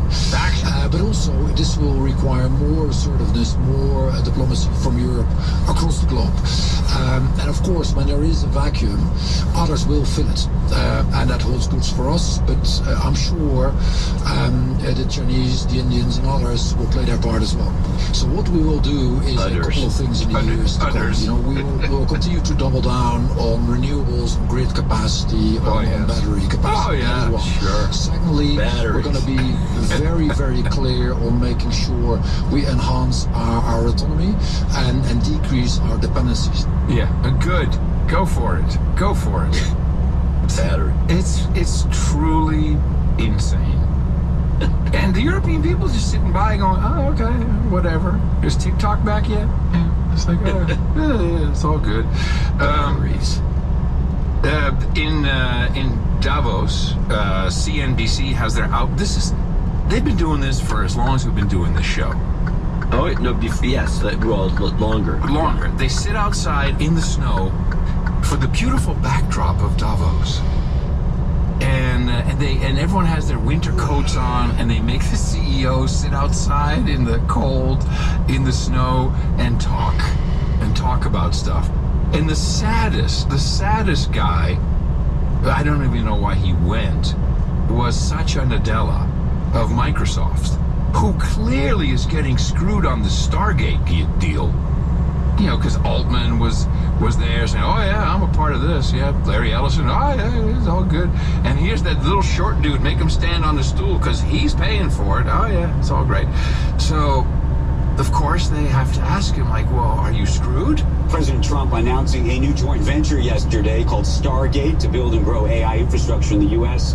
OpenAI, SoftBank, and Oracle planning to commit $100 billion to start, potentially up to $500 billion over 4 years. Microsoft listed as one of the partners to the new venture. Joining us now for an exclusive interview is Satya Nadella, Chairman and CEO of Microsoft. Good morning to you. Thank you so much. And it's so good to talk to you in the midst of all of this, because we're all trying to understand it and what it means, whether it's possible to get to $500 billion, and what it means specifically, I think, for your partnership with OpenAI, given that they had been using Azure exclusively, and now obviously they're going to be on other platforms as well. Yeah, first of all, anytime a company that you've sponsored and were essentially a seed investor in raises money from others, it's a good day. A good day for OpenAI and a good day for Microsoft and our investors. Look, our partnership continues. Our partner, whenever Silicon Valley guys talk like that, well, our partnership continues. That means you've been cut out of the deal. You're pretty much. He's totally screwed. That's am I right? Am I right? Valley speak. Valley speak. No, our partnership is strong. It's good. Our investors. Look, our partnership. Look, you keep saying look. Well, that's the giveaway. Look. Our investors. Look, our partnership continues. We'll be a tech partner to Stargate, but more importantly... There'll be a tech partner to Stargate. You put that on page 35 of your deck. Yes, we're a tech partner to Stargate. I've written so many of those decks. Well, we have a partnership, which means we had coffee with them. Our strategic partners. Strategic. That's better. Strategic partnership. OpenAI, you talked about exclusivity. OpenAI APIs are exclusive to Azure going forward, so nothing changes there. IP access to Microsoft continues, and in fact, because of this, there will be more IP, and so therefore we'll benefit, and we have rev share arrangements. Rev share. Rev share. And also, OpenAI committed to a very significant way to Azure consumption, and so we're very thrilled about that as well. So, all up, as far as I'm concerned, this accelerates OpenAI's model work, which accelerates Microsoft's ability to go to market with those models and really grow our business. Yes, we're going to grow the business. Whatever we do, end with, we're going to grow the business. It's great. Invest now while stocks last. We're going to grow the business. I do have to just stop here by the Stargate stuff, because this was super interesting, because Trump is doing everything live now. It's like, we'll do it live. Bring them on in, bring them on in. So here's the Deutsche Welle report of, which is quite funny, of the Stargate announcement. Together, these world-leading technology giants are announcing the formation of Stargate. So put that name down in your books, because I think you're going to hear a lot about it in the future. A new American company that will invest $500 billion at least in AI infrastructure in the United States, and very quickly, moving very rapidly, creating over 100,000 American jobs almost immediately. $500 billion of investment. That's a huge number. What do you think we can expect from these investments? So it's $500 billion total, but $100 billion in the next year. And these three players, really what we know about this is that it's going to be data centers. But let's break down these companies a little bit. OpenAI, that's a company that some folks might have heard of already. They're responsible for ChatGPT, this generative artificial intelligence product. Folks might have used this, in fact, to help maybe plan vacations or meal plans, that kind of thing. It's very user-friendly. It's very user-friendly. I plan my vacation with it. This is a meal plan. Meal planner. Meal planner, really? Wow, we've really come a long way. That's the extent of OpenAI. That's the true. Meal plan. It's true. That's what it's good for. Meal planning. I love it. Artificial intelligence. I don't even see it being good for meal planning. You should try it sometime. I bet it's great for meal planning. This is what is meal planning? Let's start with that premise. What is it? Ask ChatGPT. What's meal meal planning. I got a family of 3, and I need a meal plan for tonight. OpenAI, give me a meal plan. Hey, what's it going to tell me? I have Get some chicken? family of 3. Give me a meal plan for tonight. Okay, I'm doing it on the fly, baby. Here we go. OpenAI ChatGPT says, gotcha. Here's a simple balance. No, it didn't. It does. Exclamation mark. Gotcha. Gotcha. Here's a simple, balanced, and delicious meal plan for your family of 3. Main dish. You nailed it. Lemon garlic chicken thighs. Very nice. Side dish 1, garlic mashed potatoes. Side dish 2, steamed broccoli with olive oil and lemon. And an optional dessert, chocolate mug cakes. And it's really in on the lemon, because for a drink it says water with a slice of lemon. They're really into lemon, this ChatGPT outfit. No kidding, and garlic. Yeah. Lemon and garlic. All right, we continue. This generative artificial intelligence product, folks might have used this, in fact, to help maybe plan vacations or meal plans, that kind of a thing. It's very user-friendly. Oracle is a massive software maker. In 2020, they were the 3rd largest software company in the world, and they're also really known for data. Wait, stop. Who is this chatterbox? She's the business, the business expert that they bring in. Well, here's our business correspondent. But wait until you hear how much she knows about Oracle. And they're also really known for data centers. And both of those companies are based out of the United States, but SoftBank is a Japanese company, but they've got some very deep pockets. And they're known for investing in artificial intelligence companies, software companies, and also automation companies. So those are the players that we have right now. And really, this is about data centers. Joe Ellison, Joe Ellison? What? She's the expert and she calls him Joe Ellison? From now on, Larry Ellison will be known to the No Agenda Nation as Joe Ellison. This is the kind of reporting that we get from these people? Joe Ellison. Joe Ellison. Maybe. It's the best. Come on, this is great. Joe Ellison, man, it's fantastic. Now, he's not even running the company anymore. He's the chairman. But Joe Ellison is the guy. And before I get to Joe Ellison, I should play this because trouble on the home front. President Trump announced yesterday a $500 billion investment in AI. Then last night, Elon Musk publicly criticized it, saying that they didn't have the money. What's that all about? So when I covered Trump in his first... I didn't realize that's Anderson Cooper. Yes. But I didn't realize how he sounds a lot, except for the fact that he stammers. He sounds almost identical to Jake Tapper, if you listen to him. I think he's pretty distinctive. I mean, I don't know. I think there's a Jake Tapper element to his voice. It's Amelia, John. Amelia. That's exactly what it is. President Trump announced yesterday. There he does sound a bit like Jake. I agree. I'll agree with you, but let's not get hung up on it. $500 billion investment in AI. Then last night, Elon Musk publicly criticized it, saying that they didn't have the money. What's that all about? So when I covered Trump in his first administration, there was this huge announcement around Foxconn. They were going to build this electrics factory in Wisconsin. It's this Taiwanese maker, and there was all this publicity around it. It was a big White House push. They encouraged reporters to talk about it, and then it never ended up materializing, certainly not in the way that it was touted. It did not create anywhere near as many jobs as they said initially. And so when this came out yesterday and Trump was in the Roosevelt Room making this announcement, I reminded people that this did happen before, and with these announcements, you kind of have to wait and see what happens before you go too far. Now, on this one, we don't know. This is a data center that they're creating, hoping to kind of expand infrastructure in the data center, okay. United States when it comes to artificial intelligence, because people like Sam Altman, who was standing next to Trump in the room yesterday, have warned we're way behind China when it comes to the AI race. But Elon Musk is pouring cold water on this idea that this is a $500 billion investment. Initially, it's supposed to be $100 billion and then get up to $500 billion. Elon Musk is claiming that this company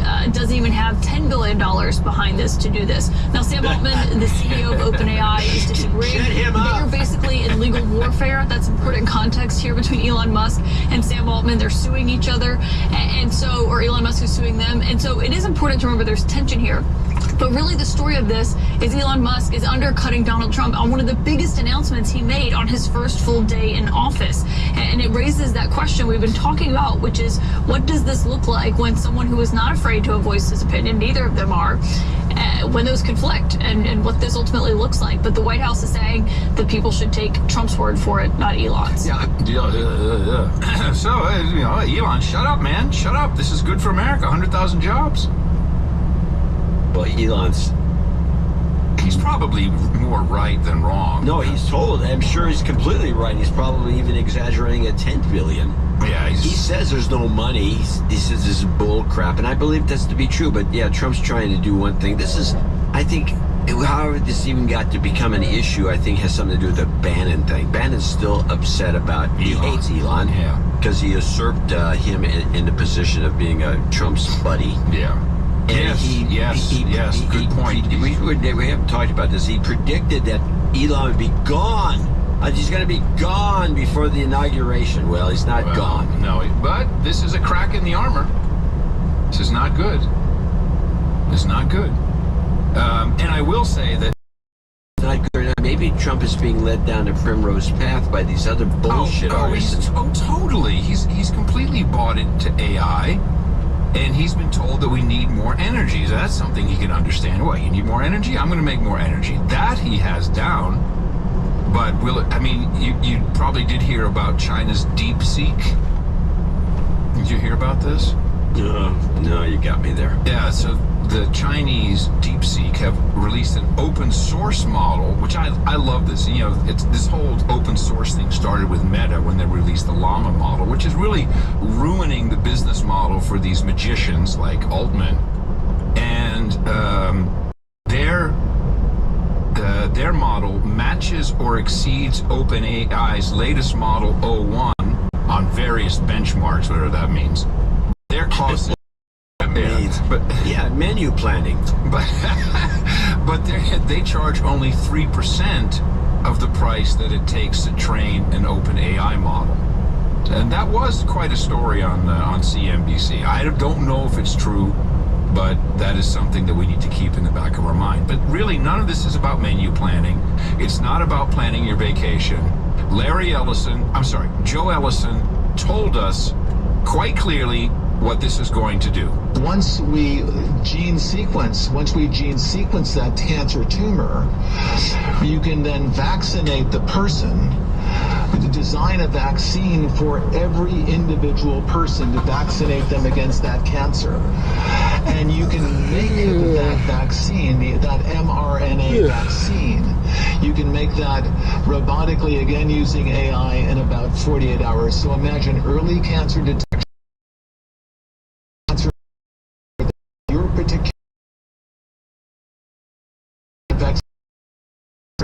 This is the promise of AI and the promise of the future.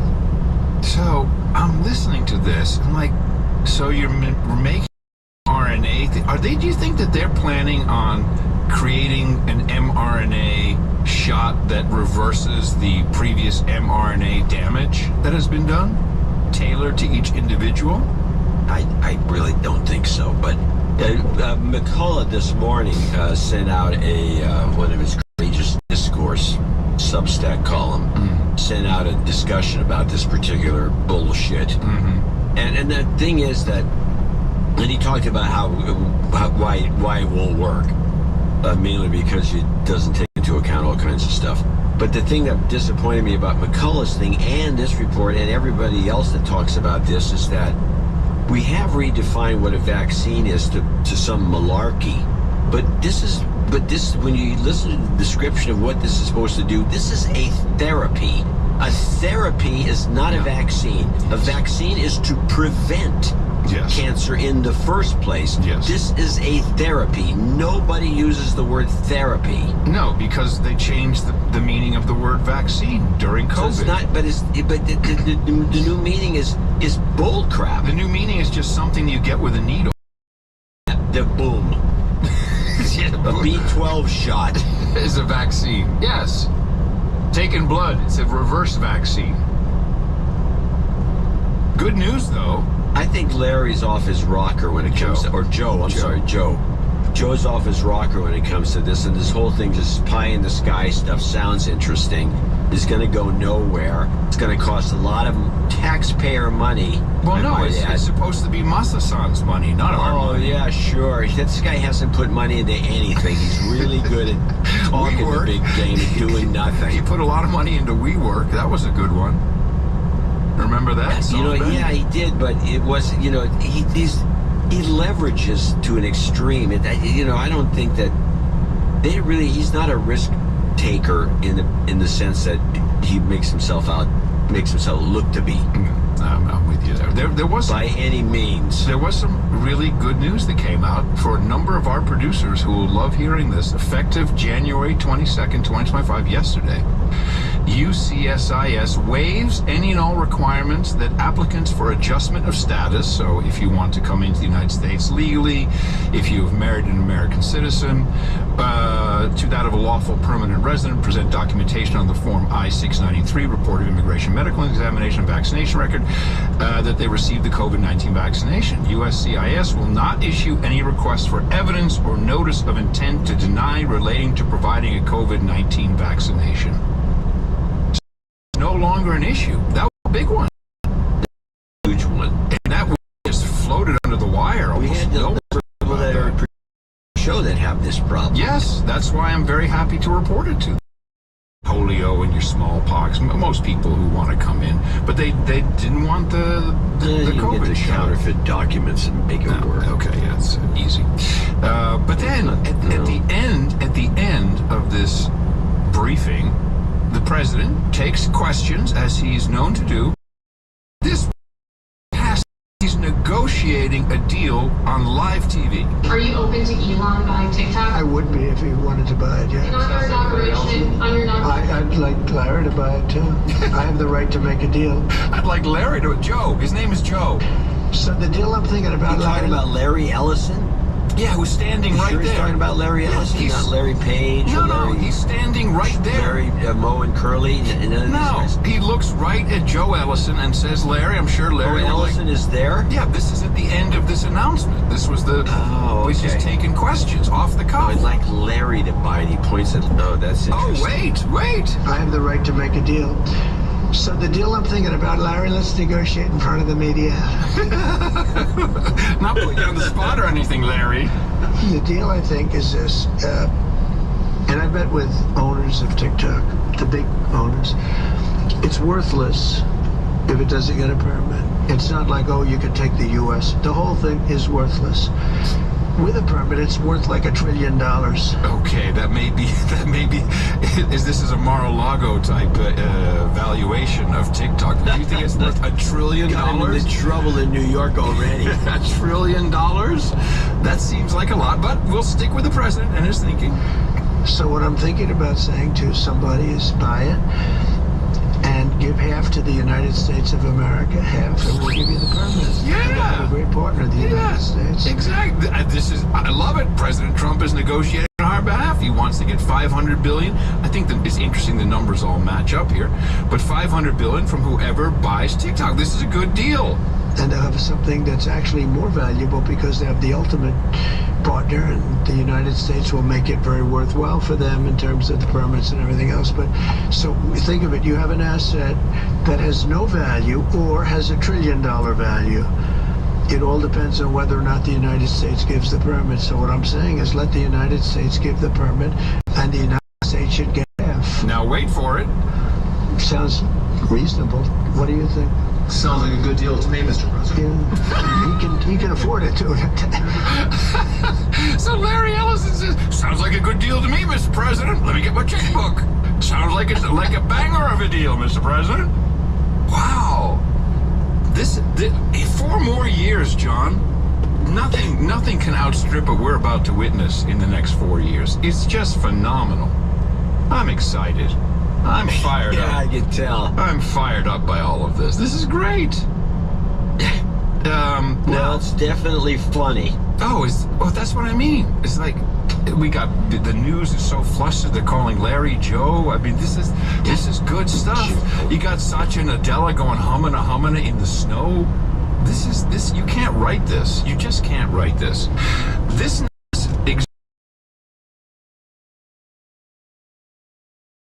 standpoint, and I read into the documents, and I'm of course going to get counsel, our No Agenda counsel, constitutional lawyer Rob, to weigh in.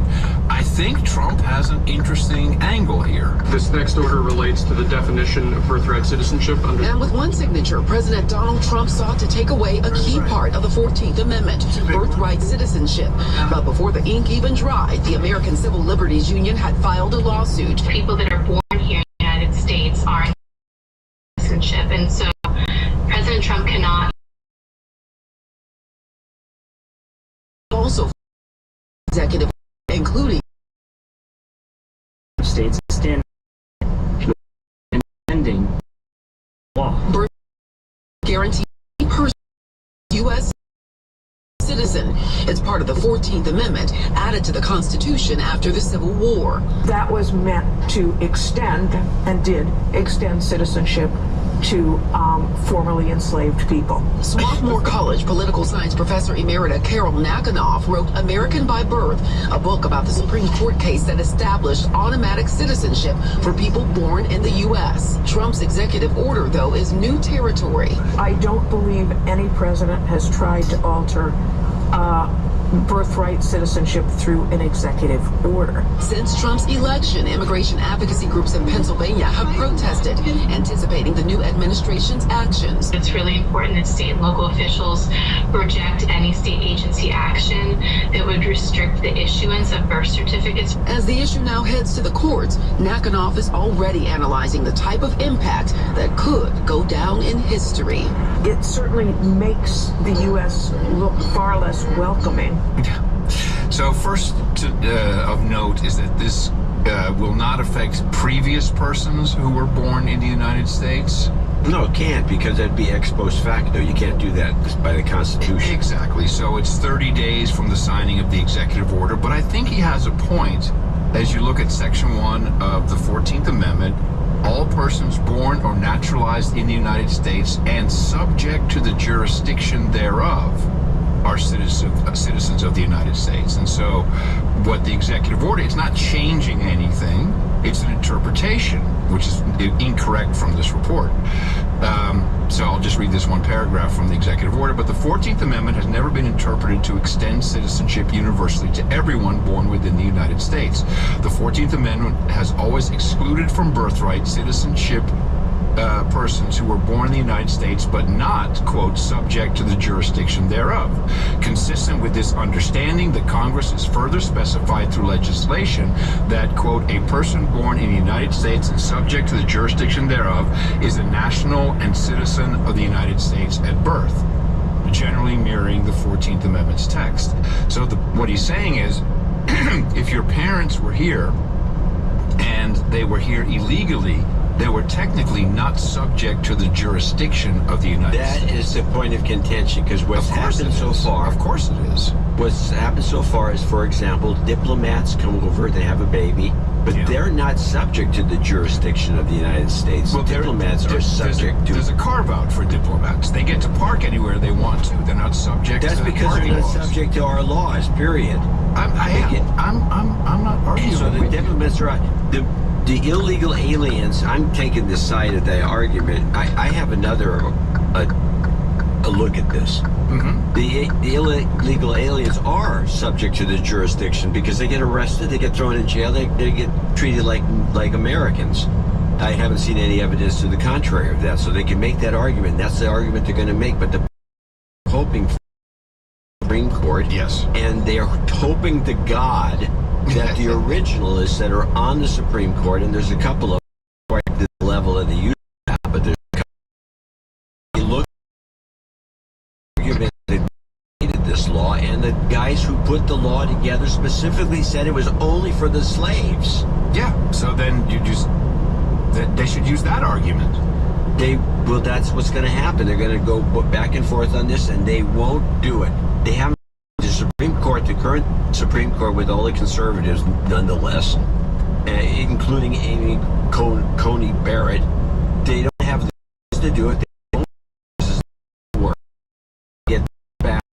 We're going to be stuck with this. We're the only country in the West that does this.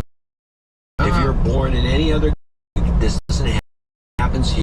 Apparently true. I thought, but it turns out this have country.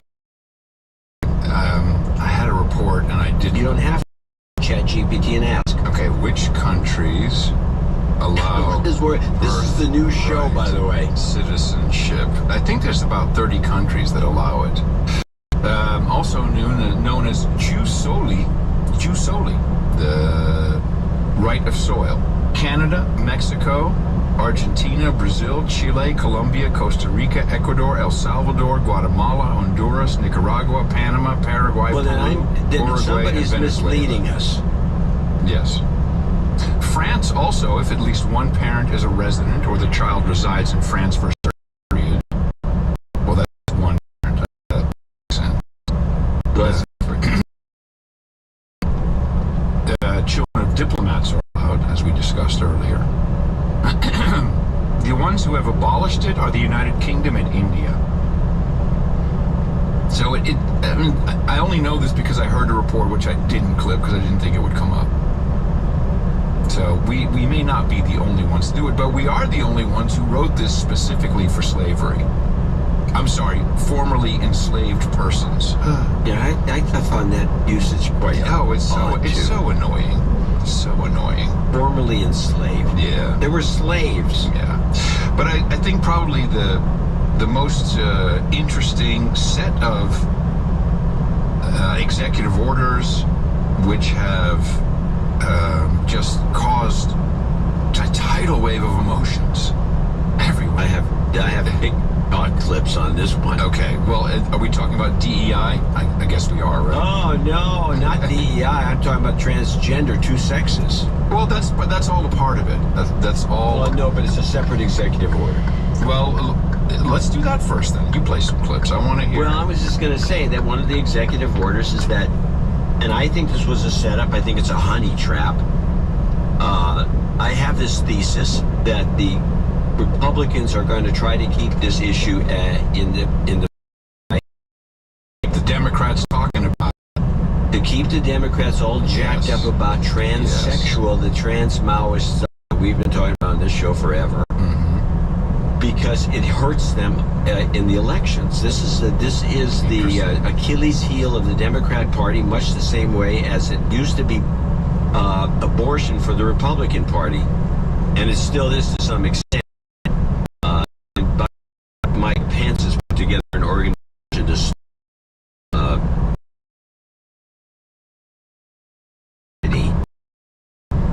because of his policies regarding his liberal attitude. It's just his attitude about abortion and right to life, compared to putting the two in his balance. Is not in keeping with what Pence wants. Pence was a terrible person, terrible vice president, and I don't like the guy. Never did.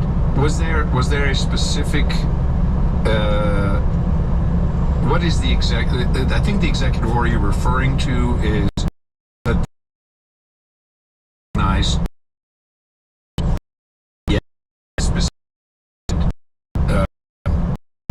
LGBTQ fans. No.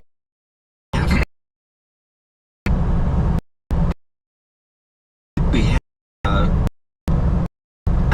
clips trying to actually these talk English.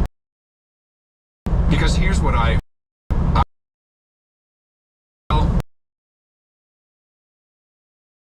issues that you identify as your of choice, government documents, support. I think be listening to I'm listening. They go argument. Oh, I'm not binary. It's all the non-binaries, by the way, making the biggest fuss. Yeah. Binary. I don't support. Really, they back in the country.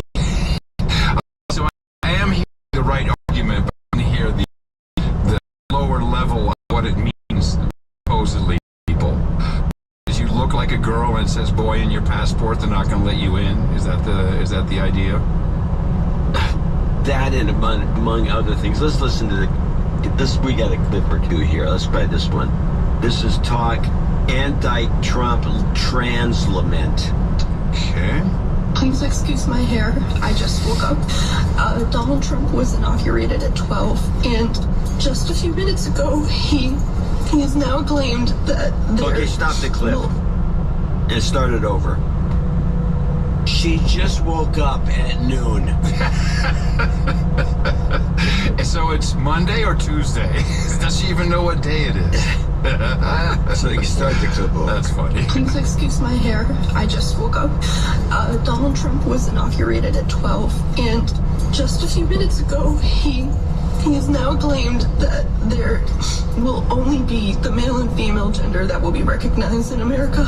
This sets back everything that the trans community has been working for, and we've already not been recognized in this country for centuries. If we remember, gay marriage became legal 10 years ago. We had just earned the right to change our gender on our passports and IDs. Just because I want to identify as a man does not mean I am trying to hurt you. In these next 4 years, you are going to hear the most intense anti-trans propaganda you have ever heard in your entire life. And they're going to strew it in a way that sounds extremely convincing because it will fearmonger. It will fearmonger everyone's insecurities. Please talk to your neighbors, protect your trans community, stay involved, and do not forget us because history will try to erase us. It's so sad that they don't understand that you can identify as a banana if you want to. No one in America cares about that.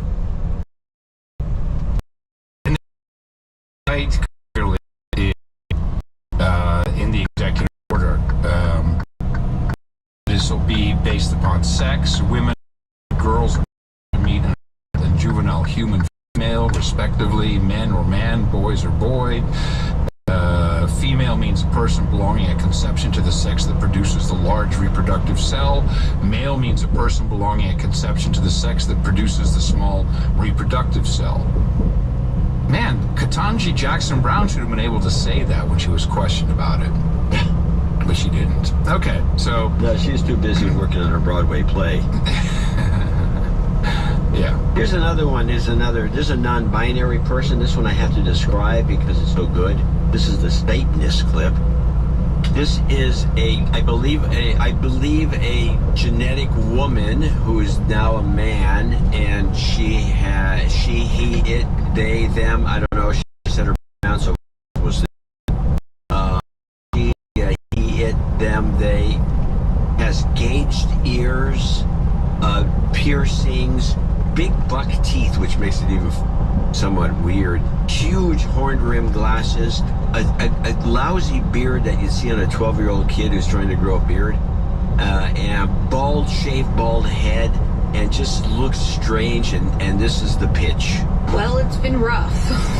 It was not what I was expecting at all, considering some of the rhetoric he has said.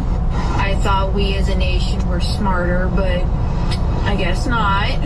To my transgender and friends and, the people who it affects, as long as you stay alive, they cannot say we don't exist. Being a Satanist means rebelling against them because they're wrong. And as long as you draw breath, every breath you take is a rebellion. Keep on fighting because you just have to. Hail Satan, hail reason always. That's the offensive part at the end. I don't care what your buck teeth look like. Hail Satan. Hey, give me a break. I'll return to that in a moment when you're done with these things. I mean, the other one I have is kind of a pathetic clip that I had from last show. They're all pathetic. And not even there's funny. Levels of pathos that come and go. Yeah, it's sad. It's a spectrum of pathos. This is just a little shorty 17-second clip on the trans kid's age where somebody's being interviewed, some mom. It's interesting to me that women seem to be the promoters mostly of the trans movement in their children, not the men. And the men usually defend the born as sexuality, and the women are the ones like Megan Fox with her 3 transgender kids, 3 boys turned girls, and then she makes public commentary. What are the chances?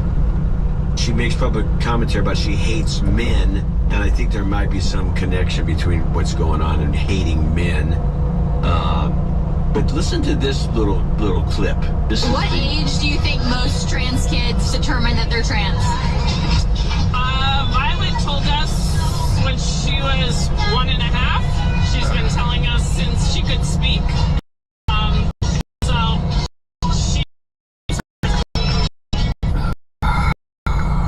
God help these people. That's just sad. That's sad. All right, since we did Satan, I'm going to do this. You're going to balance the coverage. I'm going to balance. Over the past 8 years, I have been tested and challenged more than any president in our 250-year history, and I've learned a lot along the way. The journey to reclaim our republic has not been an easy one, that I can tell you. Those who wish to stop our cause have tried to take my freedom and indeed to take my life. Just a few months ago in a beautiful Pennsylvania field, an assassin's bullet ripped through my ear. But I felt then, and believe even more so now, that my life was saved for a reason. I was saved by God to make America great again. Yeah, baby! Everybody in the hill country was texting. We all loved it. It was fantastic. Not bad. And but now I will balance the balance with what happened at the prayer breakfast, which was very odd. A national prayer service is routine after an American president is inaugurated. Less routine, though, is for a bishop to address the new leader directly and make an appeal. Yes. Was this the prayer? I thought this was actually the church service. No, this was after. The church service was before the inauguration. We're talking about the crazy bishop with the purple outfit. Yes, that's the one. Yes, so this was. I thought this was at this church service. No. This was the day after. And by the way, Joe Rogan was at the church service too. Oh, was he now? Yeah. What did he think of this performance by this woman? And by the way, no, he wasn't at this one. He was at the service before the inauguration. This came after the inauguration. This is the next day. This is the next day. With this, I thought it was at church. Next to each other. It doesn't look like a breakfast. There's no tables. Can you take my word for it? Well, no. I mean, I couldn't. The woman said it was a prayer breakfast too. Yes. Prayer service. Yeah. Look, you get a little wafer. That's breakfast. Enjoy. Whatever the case, I will say this: this woman who gave this lecture, it's not even a sermon by any means. Can we play the clip? Went on the circuit. She was on CNN and Rachel and The View and everything afterwards. This was a setup. Okay, Sherlock. Yes, it was a setup. Though is for a bishop to address the new leader directly and make an appeal. On Tuesday, Marianne Budd urged Donald Trump to show mercy, specifically mentioning gay, lesbian, and transgender children who fear for their lives, as well as immigrants who are not criminals but pay taxes and are good neighbors. I didn't actually hear any of those TikTok clips of the kids saying that they feared for their lives, so that may be a bit specious. I ask you to have mercy upon the people in our country who are scared now. Our God teaches us that we are to be merciful to the stranger, for we were all once strangers in this land. The president did not appear happy during the remarks. We may not be citizens. And when asked for a reaction later, he was dismissal of the service. Not too exciting, was it? I did think it was a good service, though. Thank you very much. Thank you, press. Thank you, press. They can do much better. Later on his Truth Social platform, the president called Bud a radical left hardline Trump hater and said she and the church owed the public an apology. The bishop's comments came after Trump on Monday decreed that only two sexes, male and female, but not transgender, will be recognized. He also issued measures to suspend the arrival of asylum seekers and expel migrants in the country illegally. Bud has criticized Trump in the past, including in 2020 when police officers forcibly removed peaceful racial justice protesters so that Trump could take a photo outside a church holding a Bible. Bud said she was horrified by his use of the Holy Book for political purposes. And meanwhile, what? That was kind so of... So she goes on for political purposes and gives a speech, but it's not okay for him. I encourage anyone who's interested to go look at the Jamestown Compact, the Mayflower Compact. We came to this country based upon the Bible, the whole Constitution. You can the Declaration of Independence. God is mentioned 4 times. It's all been forgotten. But for this lady to come out and do that, that was quite disgraceful. It was just lame. And then Trump doubles down later, this was kind of funny, I thought. I always say tariffs is the most beautiful word to me in the dictionary. Then I was reprimanded by the fake news. They said, what about love, religion, and God? I said, I agree. Let's put God number 1. Let's put religion number 2. Love, I don't know. We got to put that number 3, I guess, right? And then it's tariff. Tariff. I mean, this is sacrilegious. Come on. So, tariffs. It was hilarious. So, I do have one more gay-related thing. This is an angry lesbian. Oh, goodness. But we played these clips before about the lesbians who hate the TERFs. Yeah. Which is a term that we've seemed to have lost, which is the TERF. TERF. What does it stand for again, TERF? See, we both read the trans exclusionary radical feminist. There you go, TERF, yes. And so these are women that are lesbians, specifically, that hate these trans women, which is ironic in some funny way because it's just screwy. But listen to this. I guess yesterday or the day before was Coming Out Day, one of these, television. Oh, I missed it. You did. You could have come out, but you didn't. No one asked me to help them come out. So here we go with Coming Out Day and the irked lesbian. I don't see Coming Out Day. It should be Talk Coming Out. Oh, I'm sorry. Talk, yes. Apparently it's National Coming Out Day, so I wanted to take this opportunity to encourage some of you to go back into the closet. Not everyone, not you weird ones who are ruining it for the rest of us. If you think Drag Queen Story Hour is a good idea, back in the closet. If you think transitioning minors is okay, back in the closet. If you think that teachers should have pride flags in their classrooms, back in the closet. And especially you guys who act out all your weird stuff in public, get back in the closet. Just get back in there. Wow. Yeah, I saw pictures. There were 2 women standing outside the Capitol who had a sign. It's like, we're Trump voters, we're lesbians, not stupid. That was good.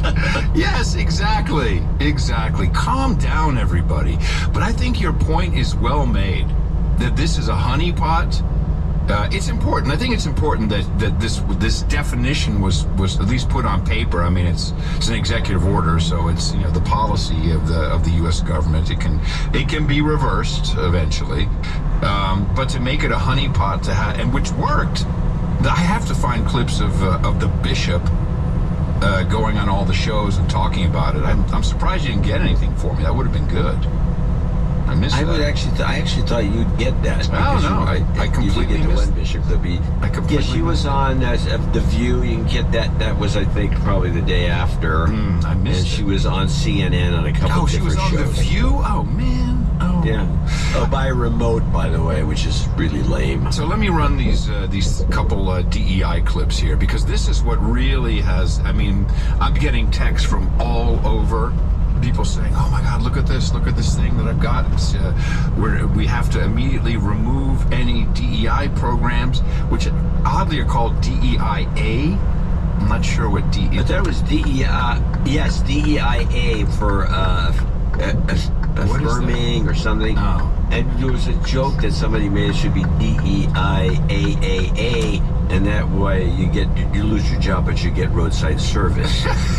U.S. President Donald Trump has ordered federal employees hired under so-called diversity, equity, and inclusion programs to be placed on paid leave while the agencies that employ them draw up plans for their firing. This order meant to be fulfilled by 5 p.m. local time on Wednesday evening, and after that deadline has passed, people were encouraged to snitch on colleagues who had defied orders and tried to disguise programs in government agencies that were related to so-called DEI.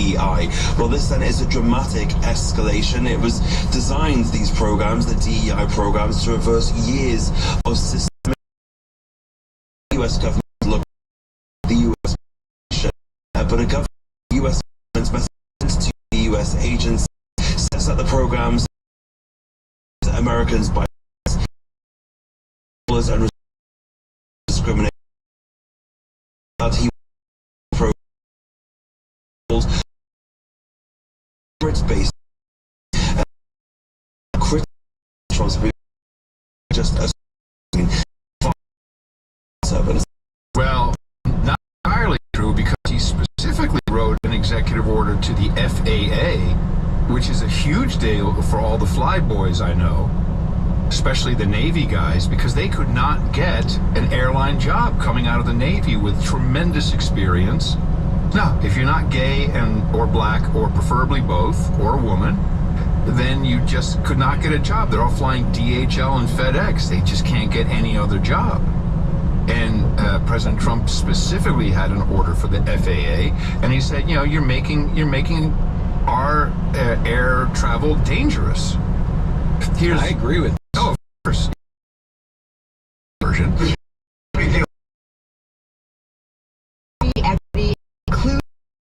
Or across the world consequences for federal workers. Get radical left woke.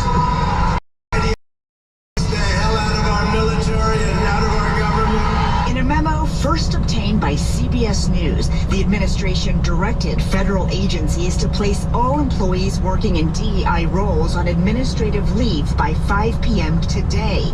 Several federal workers in those programs told CBS News today they were reluctant to share their views publicly.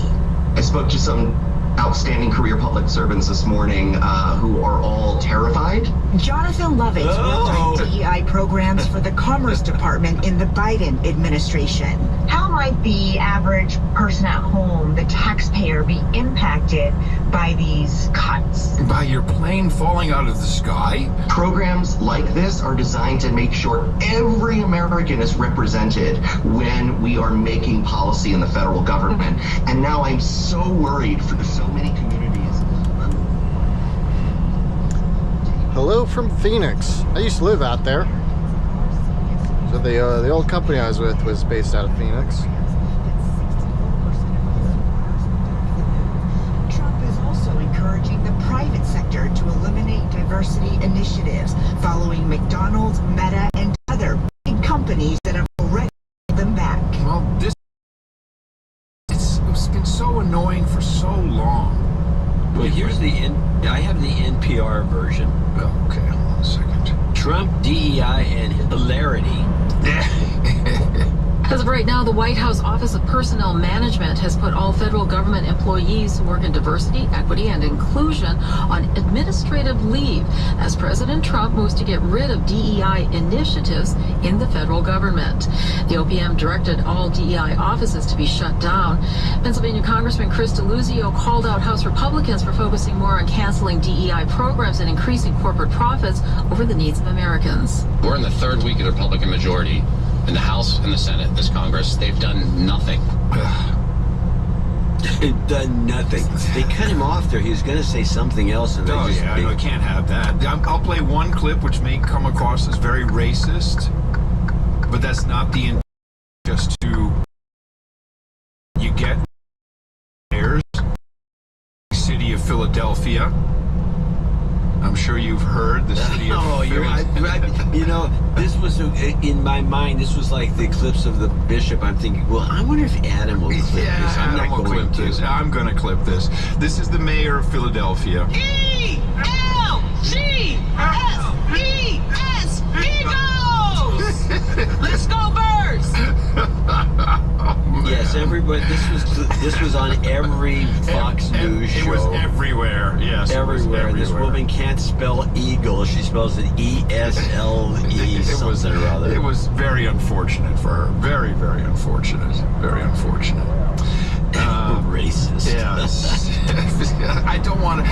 But this was already building up with the Mo prophecy, where all of the black women who were supposed to take Trump down failed, all of them.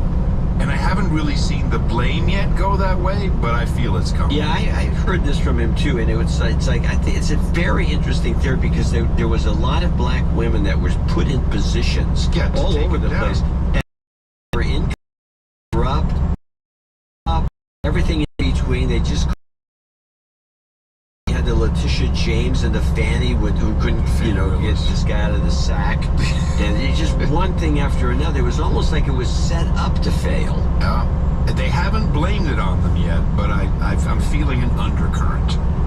Now to another. This was, in a way, a bad take. Here, let's listen to this clip. Just one day into his new administration, President Trump and his family are already cashing in on the crypto craze. Are you going to be investing in Trump's Trump coin? Trump launched his own cryptocurrency Friday night. Now it's worth an estimated $8 billion on paper. First Lady Melania Trump's new crypto coin debuted Sunday, briefly topping $1 billion too. They're called meme coins, a type of cryptocurrency where you bet on a popular trend or personality. You buy the coin online. Its value can dramatically go up or down. Trump's own website cautioning it's not intended to be an investment opportunity.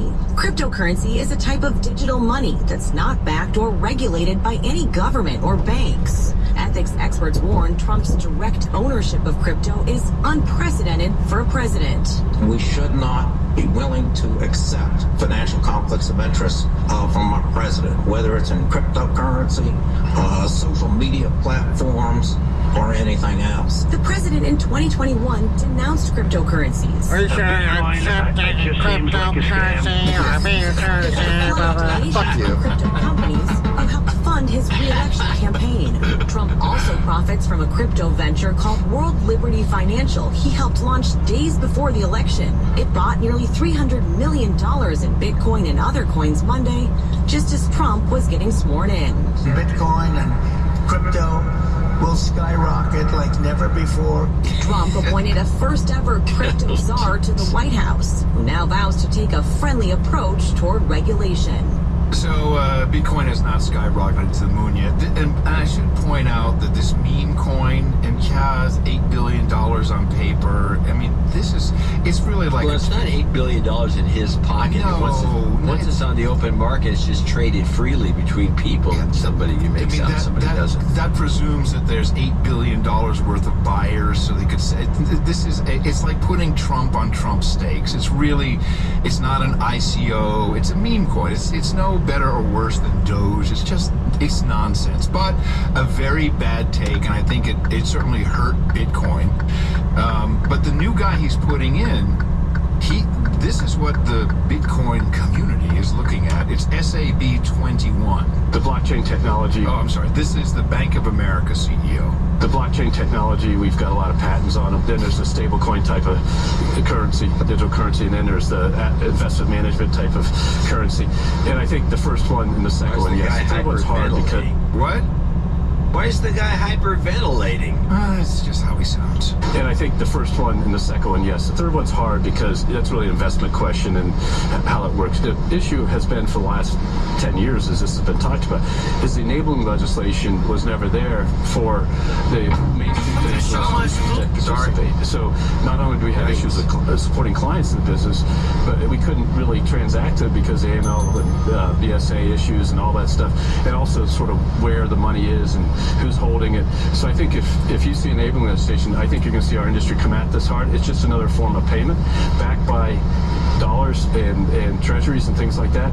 So what he's talking about is staff accounting bulletin, actually 121, not 21, 121, which would allow banks to put crypto assets, mainly Bitcoin, on their balance sheets and not as a liability. I think that's going to happen, because then they can get in the business of, and you heard it, stable coins. It's all the same thing we've talked about. They want stable coins. That's going to be the new American digital dollar. You can just count on it happening. And Trump has not done anything yet in that regard, but he did toss the Bitcoin community a little bone. Vote for me on day one. I will commute the sentence of Ross Ulbricht. He's already served 11 years. We're going to get him home. That was then candidate Donald Trump making a campaign promise at the Libertarian Party National Convention to pardon Silk Road founder Ross Ulbricht. In 2011, Ulbricht set up his website. On the dark web, it was called Silk Road. It became a hub for people to sell lots of things, among them drugs, weapons, and, believe it or not, murder for hire services. Now, Ulbricht didn't do any of those things. He just provided the place on the web in which those transactions, often almost exclusively paid for in cryptocurrency, could be transacted. In 2015, he received 2 life sentences, which many in that Libertarian Party convention you just saw thought was excessive. The FBI once referred to Silk Road as, quote, the most sophisticated and extensive criminal marketplace on the internet. So, and it was more than righteous that Ross Ulbricht got out, because I mean there were corrupt DEA agents, FBI agents. Oh no, the whole thing. If you look into it, it's really bad. But it was funny because as I'm thinking back, and I went back and looked at it. Do you remember that this first came out and we're like, what is this Silk Road? And then I started to look into. You bought stuff from them. I did. Can you believe? I think you put a couple of hits out on some other podcasters. What else would you get? It's worse than that. It's worse than that. I went back and I looked, and this is cringe-worthy. I bought a dime bag of drugs on Silk Road for 6 Bitcoin. Exactly. That's how I felt. Wow. Yeah, wow was right. What did we know? It was the new money. It was the dark web. I didn't. It was the dark web. We didn't know. You just forgot that 6 Bitcoins. You could be fine. It'd been nice, but okay. I have a couple pardon clips from Trump. This is from NPR. And by the way, I want people to know I did that for the show, okay? For the show. $600,000 I lost for the show. For a $10 bag of weed or whatever you bought. I remember it came through the mail too. It was the funniest thing. And there was you didn't get delivered by a hooker or anything, even a lap dance. No, I mean, come on. I didn't get anything, nothing good out of it. And it wasn't even all that good. It was stems and seeds. Horrible. You got chipped. I got chipped. For the show, man. It's a service we provide to the show. Well, we'll never make that one. No, I don't think so. No. Trump pardons one guy. Yes. What is this a clip? Yeah. Trump. Where is it? Oh, sorry. I got it here. On Monday, President Trump gave full, complete, and unconditional pardons to connection with the deadly January 6, 2021 on the Capitol. As NPR reports, one of the men Trump freed has already been rearrested on gun charges. During the January 6th on the Capitol, Ball allegedly threw an explosive device which ricocheted off a police officer's helmet and exploded, causing multiple injuries.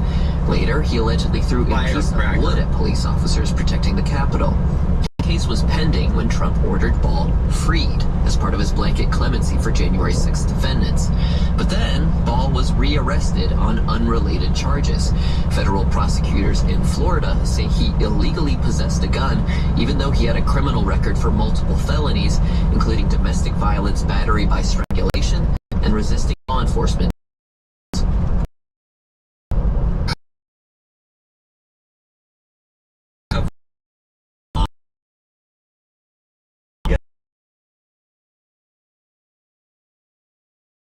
Officer Jenny. Trump promised to do this, and now everybody's bent out of shape that he did it. Oh, they need something to talk about. So disappointing. Our media is obsessing over this stuff. Here's the Trump pardon 2. And those pardons have police organizations criticizing President Trump, saying they set a dangerous precedent. That includes the International Association of Chiefs of Police and the Fraternal Order of Police, which is the biggest police union in the U.S. Meanwhile, House Democrats are scheduled to hold a meeting this hour with endorsement. They did. This is Joe. This guys were in jail often. People, oh, you know, they were in jail longer than the guys in New York who punch out and kick cops. I mean, give me a break. I'm sure you saw the CNN appearance of one of these cops. Oh, and by the way, where are the police department? Where are these associations with Biden, family, and Fauci? Where are they? And Schiff, who President Trump called a scumbag from the Oval Office. That was pretty interesting. That is scumbag Schiff. Listen to this. After he was released from prison, I want to listen to that and then agree on the other.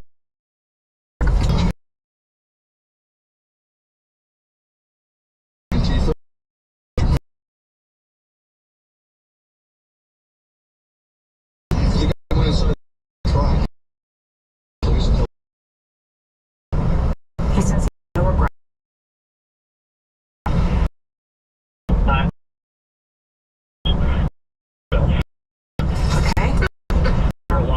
I love the CNN. You lie.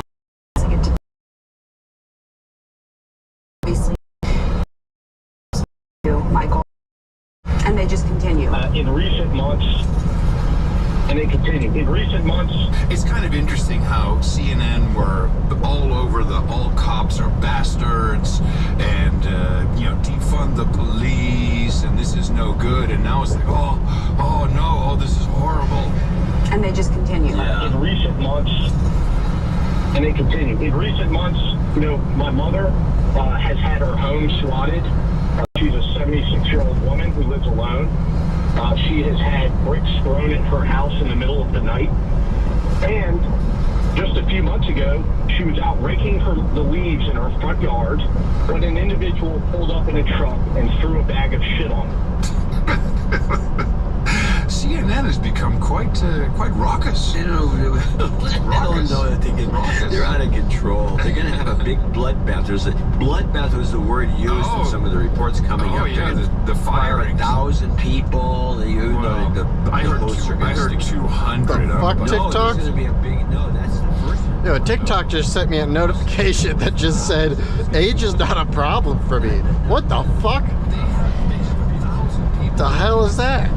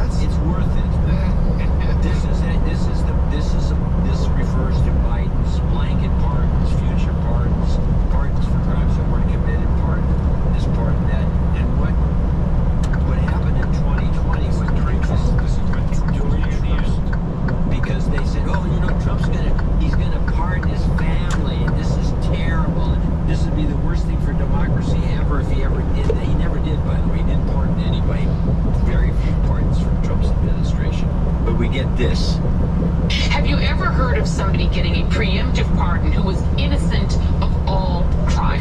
Who's just an innocent person. Have you ever heard of that? Just somebody getting a blanket pardon and they're an innocent person.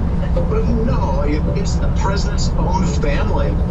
It's people that have been covering up for the president in addition to his own family. Is there an innocent explanation for someone to seek preemptive pardons for family members? Would you do that if you knew you were innocent and just worried about outside forces? The answer to that is going to be no. If you haven't done anything wrong, you sit there and go, what do you need a preemptive pardon for? If he pardons people preemptively, he's essentially telling the public that these people have committed crimes. And we may not be what they are, but the pardon is evidence of crimes. I imagine if he decides to issue these preemptive pardons, it will be cast in a way that he is protecting his family and protecting their reputations from, villainous exterior forces that are against him. First off, we should just take a deep breath and acknowledge the audacity of a president who's so clearly concerned about his own criminal culpability and that of his family members, that pardons are a major obsession with him. The idea of a kind of prospective pardon, this sort of permanent federal get-out-of-jail-free card, that seems to be what we're talking about in the case of this, right, with Giuliani and his 3 eldest children who, as far as we know, have not been convicted of a crime. Maybe they've committed a lot, and they don't want to face action. I don't know. It's weird. I wouldn't ask for a pardon. I don't think I deserve one because I don't think I've done anything criminal. But, where does that come from, that concept that you can just kind of wave your magic pardon wand? We have Tish James, we have Xavier Becerra, Mimi Rocha is literally my DA in my town. There will be opportunities to prosecute these people regardless if they abuse the pardon power as they are thinking. Hopefully, Ellie, there will be a skyfall on this entire crime family, and there will be another day for them to die. The president does indeed pardon, let's say, Rudy Giuliani or any members of his family. Would you see that, and I asked Preet Bharara this question, as essentially an admission of guilt? I certainly would view it that way. I think millions of Americans would view it that way. If there was no belief in criminality, why would he think a pardon was necessary? CNN has learned President Biden will pardon his son Hunter Biden. Yes, now I remember why I didn't clip it. I despise that music. Yeah. I despise there's always something. I despise it. Why? Just do the super clip. The super clip I don't get it either. You don't but need the music. It's like these guys, everyone thinks they're a Hollywood producer.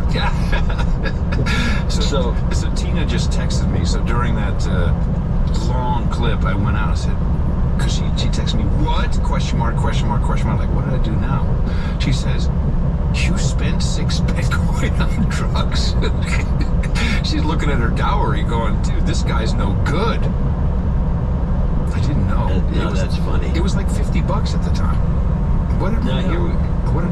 Here we go with this no music, but this is Biden talking about preemptive pardons himself in 2020. Goodness gracious, lovely. President Trump is reportedly considering a wave of preemptive pardons. Does this concern you? All these preemptive pardons? Well, it concerns me in terms of what kind of precedent sets and how the rest of the world looks at us as a nation of laws and justice. You're not going to see in our administration that kind of approach to pardons. Nor are you going to see in our administration the approach to making policy by tweets. It's just going to be a totally different way in which we approach the justice system. Yeah, which brings me back to the theme of the show. The spell is broken. No one is buying the crap from the mainstream media anymore, and that includes Fox. We're bored of it. Well, we're not bored. Clearly, we still like some of that Fox stuff. But it's just, it's just, bleh, who cares?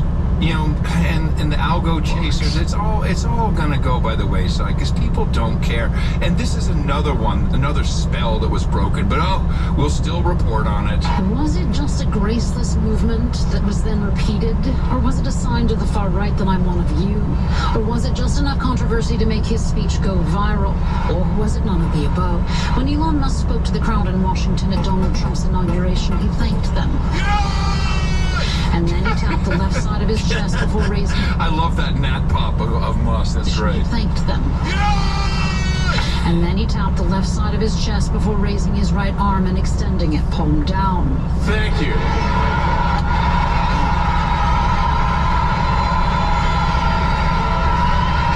My heart goes out to you. The gesture goes by many names.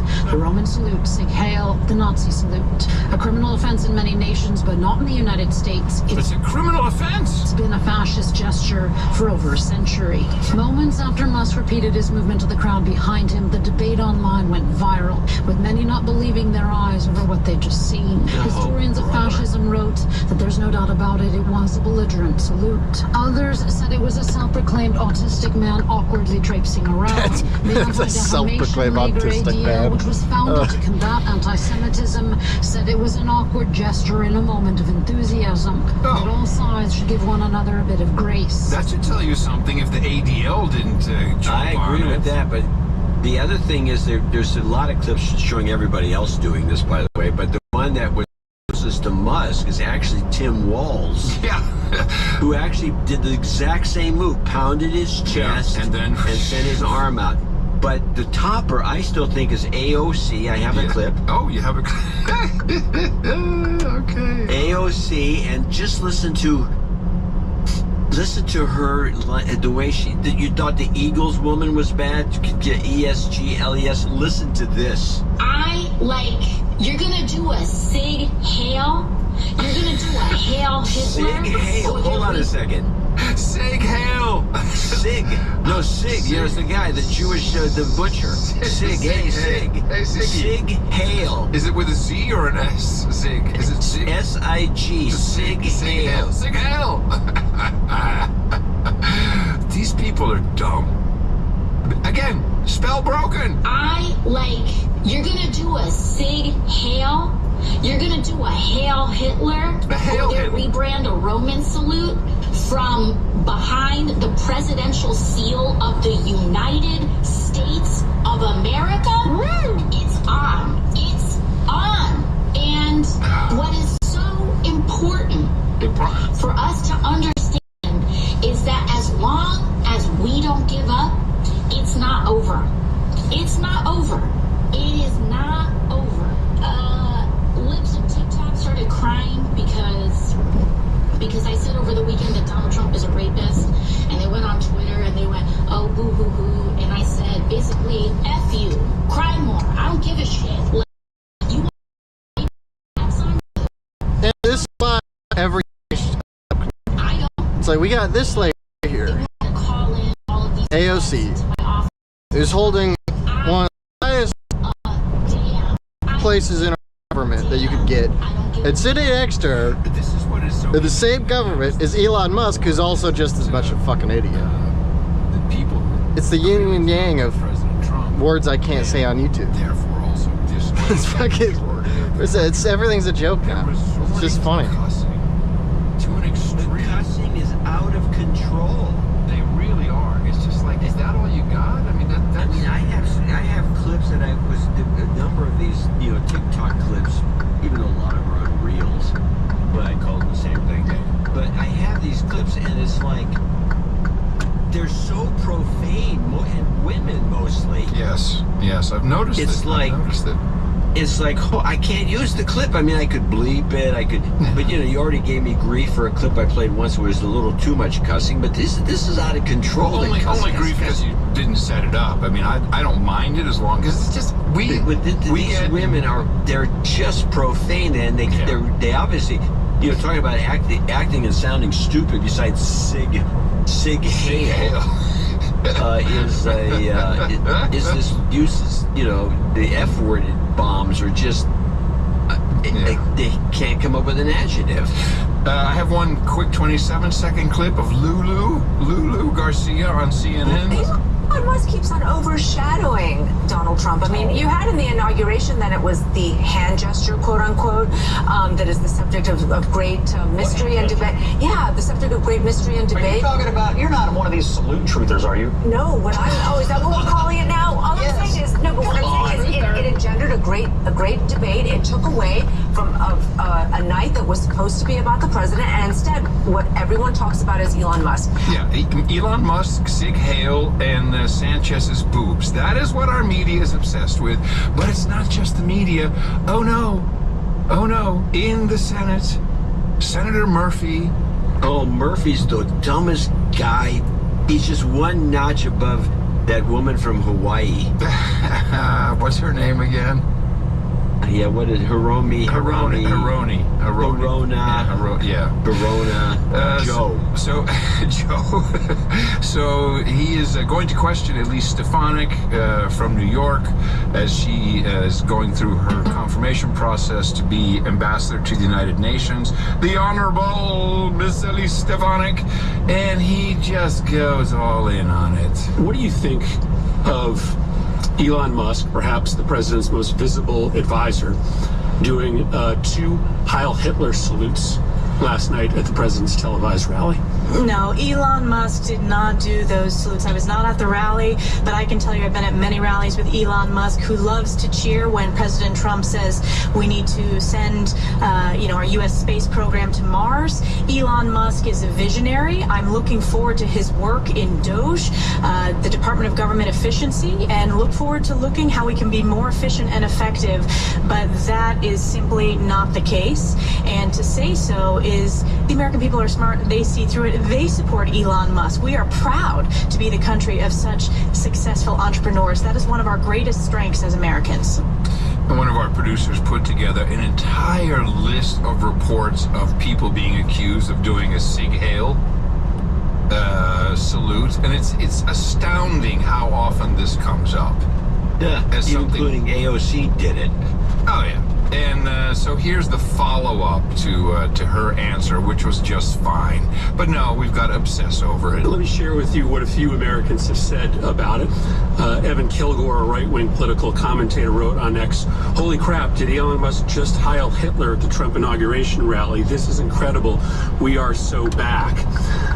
Andrew Torba, who's the founder of the right-wing Christian nationalist social platform Gab, said incredible things are happening as he amplified the visual. The Proud Boys chapter in Ohio posted the clip on its Telegram channel with the text "Heil Trump." A chapter of the white nationalist group White Lives Matter posted it on Telegram. "Thanks for hearing us, Elon. The white flame will rise again." I could keep going. White supremacist These people are so neo-Nazi stupid. groups in this country rallied around that visual. Does it concern you that those elements of the neo-Nazi and white supremacist element in the United States believe that what they saw last night was a neo-Nazi salute? What concerns me is these are the questions you believe are most important to ask to the UN ambassador. Yes. I have a very strong record when it comes to combating anti-Semitism. We just had a historic election where President Trump earned historic support from American voters because of his strong leadership combating anti-Semitism, which has been a scourge across the country, skyrocketing since October 7th. So I intend to bring moral clarity to this position and continue to speak out as a voice, as a beacon of light, condemning anti-Semitism at the United Nations, which is representative of President Trump's record and President Trump's promises that he made on the campaign trail. It's also pathetic. It really is. Does that Murphy guy really think that we're all in a tizzy and think that that's what Elon Musk was doing? He must be sincere about it. Yeah, I think most of these people are pretty sincere. It's pathetic. Now, isn't, she's a Czech alien. What? I'm looking at her. You think she's Stefanik? I think she's a Jew from background. If I'm not mistaken, Stefanik. I like how you say that. Well, the way I'm just looking at it because I'm saying this because she could throw it at him, saying, don't you think? She's Greek, apparently. According to the troll, she's Greek.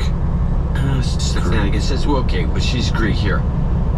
I'm reading from her wiki page. She was born in Albany, to Melanie and Kenneth Stefanik. Their father's ethnically Czech. Her mother's Italian. Genealogy shows their father's Polish. She comes from Western Galatia at the time of the Kingdom of Galatia. There's no Greek in her. Well, it's just trolls. So much for the chat room being accurate. It's just trolls. What do I know about the trolls? Man. All right, I'll just play one more little one. Actually, I should mention this first because Sir Mark checked in with me about just Panama. pass me just to slow down. About the Panama Canal. He talked to a couple of his friends down there, lawyer friends, I should point out. They see Trump's remarks as a head-scratcher. In spite of that, plenty of Panamanians like Trump. There are even some who think he could clean up corruption in the board running the canal, which is run by a few rich families, which brings me to a very interesting possibility. Now, this was Mark who was very angry about Trump saying, we're going to take it back. Yeah, he was all bent out of shape. Yes. 2 days ago. Giving you grief. No, it's okay. Hey, this is Sir Mark. He has standing. 2 days ago, the comptroller of the government announced investigation into the 2 port facilities operated by Hutchinson Whampoa at either end of the canal. They are the ports under concession from the national government that Trump has said are, quote, illegally operated by soldiers from China. It appears from some announcements today that the comptroller has found that the Hong Kong-based multinational has not been paying all of its payments to Panama.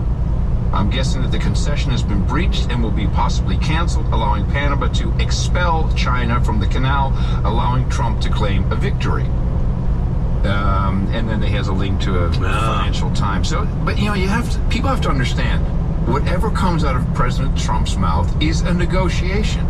Everything, when he says $1 trillion for TikTok, we all know it's not worth $1 trillion. He throws out the $500 billion, which is also way too much. But it's a negotiation. That's what he does.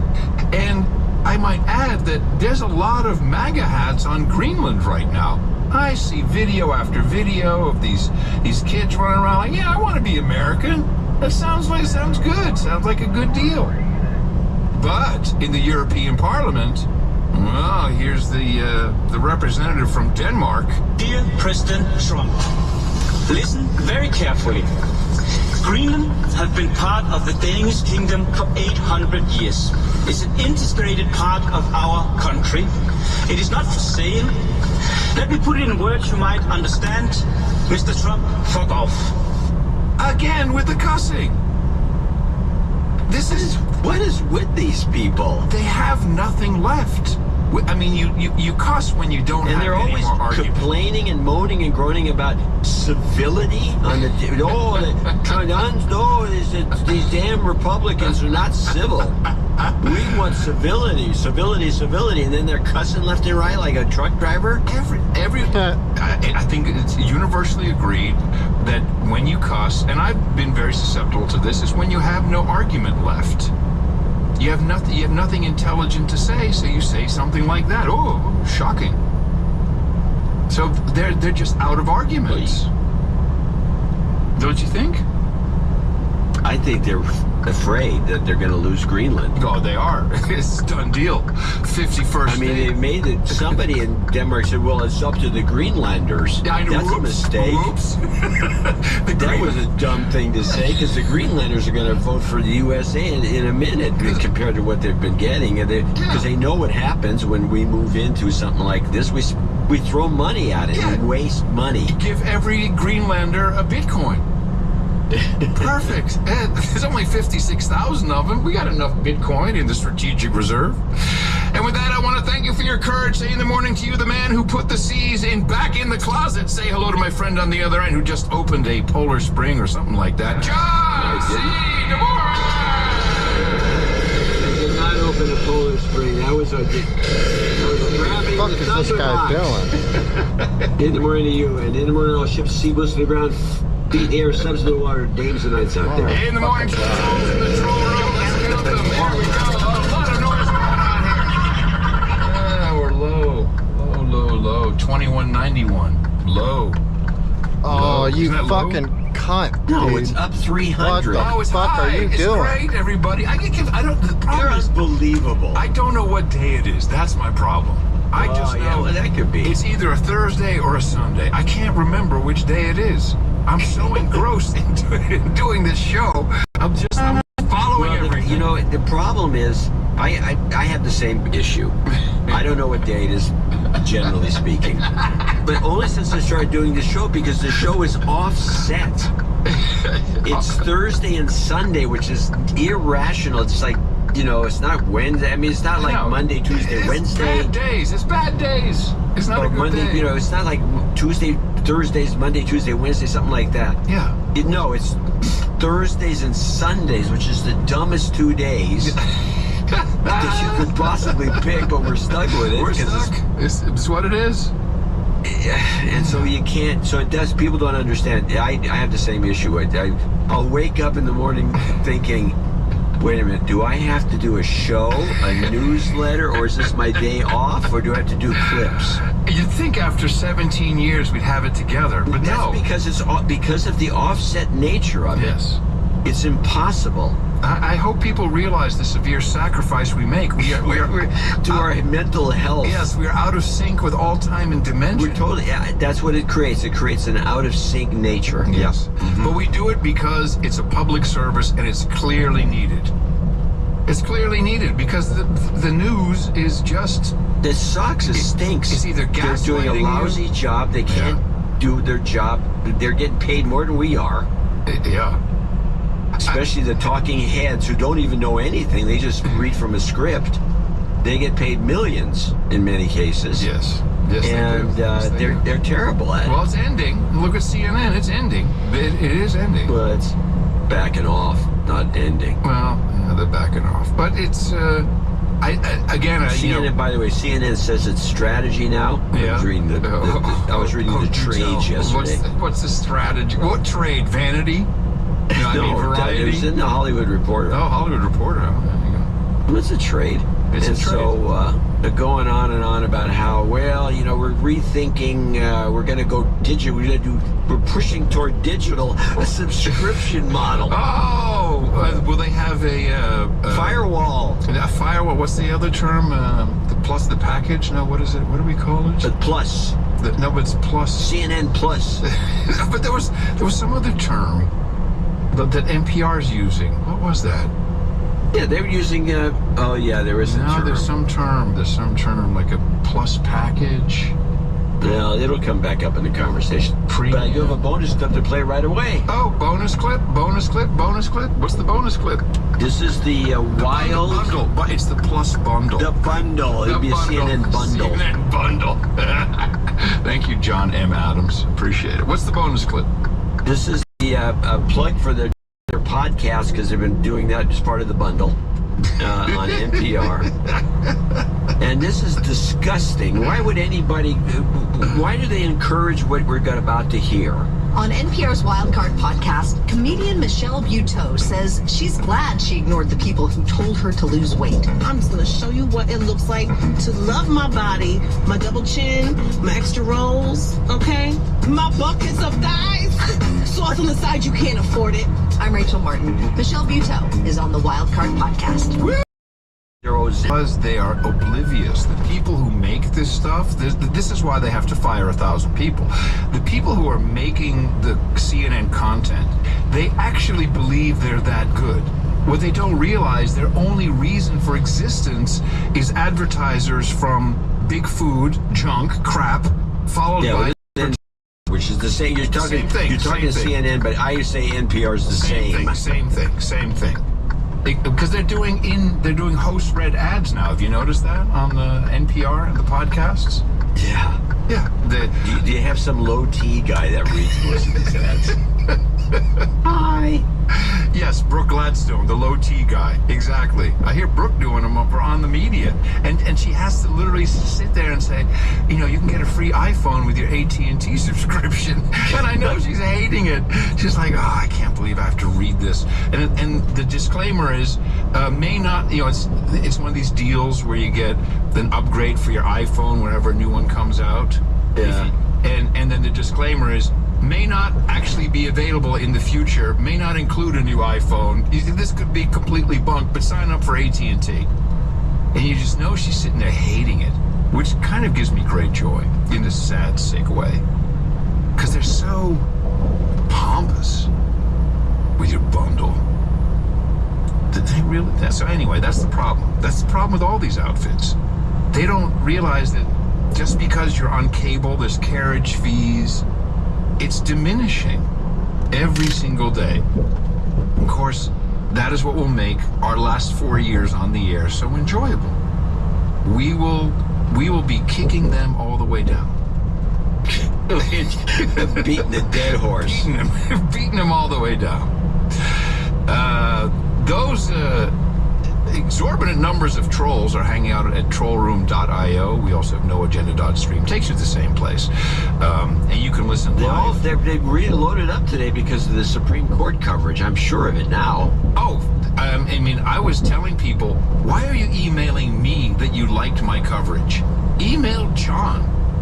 And only one person that I know of did it. I didn't get it. Yeah, even worse. It was sent to you, I know, because I got a BCC. Okay. But, you know, people are like, I don't listen to John. It was great. It was riveting. I was on the edge of my seat. I loved it. And I'm like, you need to tell John this. You got to tell John, by the way, for the who are listening, the donation segment. People have no idea over it. This is where the good stuff is out. We'll just leave that for those who don't know about it. So, you can also listen and be alerted when we go live. And there's a lot of shows that go live on the No Agenda stream, but you can subscribe to the No Agenda show in a modern podcast app like Fountain, Podverse, Podcast Addict, Podcast Guru, all the podcasters at podcastapps.com. And not only will you get the bad signal when we go live, so you can listen live in the same app. You can't do that on Spotify. You can't do that on Apple. Can't do it on any other podcast app. Listen to these modern podcast apps. And as a bonus, the minute that we release the podcast, within 90 seconds, you're notified about it. So that is just some of the top line benefits, besides the fact that none of your podcasts will be deleted because they all talk to the podcast index, which is run and managed by yours truly with Dave Jones. So we are protecting free speech in that manner. We also will never get in trouble with advertisers because guess what? We don't have any advertisers. People think it's because I think it's for ideological reasons, but it's not really. We just never wanted to have it is. We never wanted to have a meeting with advertisers. That was the main reason. That's always been the main reason. That's ideological, seems to me. Okay, yeah, that's ideological.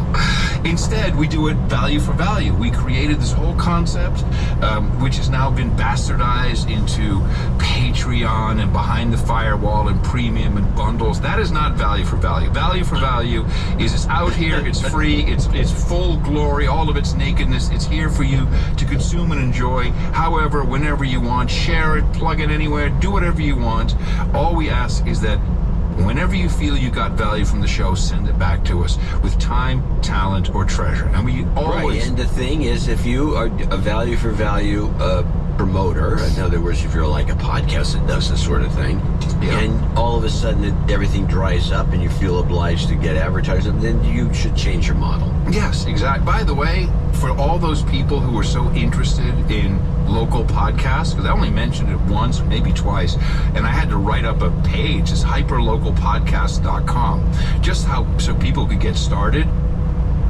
There is a new opportunity that I think is overlooked. And you could actually, it wouldn't even matter what you said in your podcast. You could have a very successful local podcast that I truly believe people will support with value for value. Byron Allen, who I respect as a media guy. I think Byron Allen is a genius. Yes. And I followed his career since he began with his lousy little productions that he used to do like 30 years ago that were just these little, he did talk shows, and he's a comedian, actually. Stand-up that was not that successful. He wasn't great at stand-up. He's much better at the media stuff. But he was building and honing his skills, and now he's like he really important billionaire in media. And I like him even more because he has left a gaping hole in the landscape that anybody can walk into. He just finalized his purchase of the Weather Channel for $300 million. First thing he does, fired all the local weather people. I guarantee you, I run a little local stream here for Fredericksburg. It's called HelloFred.fm. HelloFred.fm. And there's all kinds of stuff on it, mainly music, but all kinds of stuff.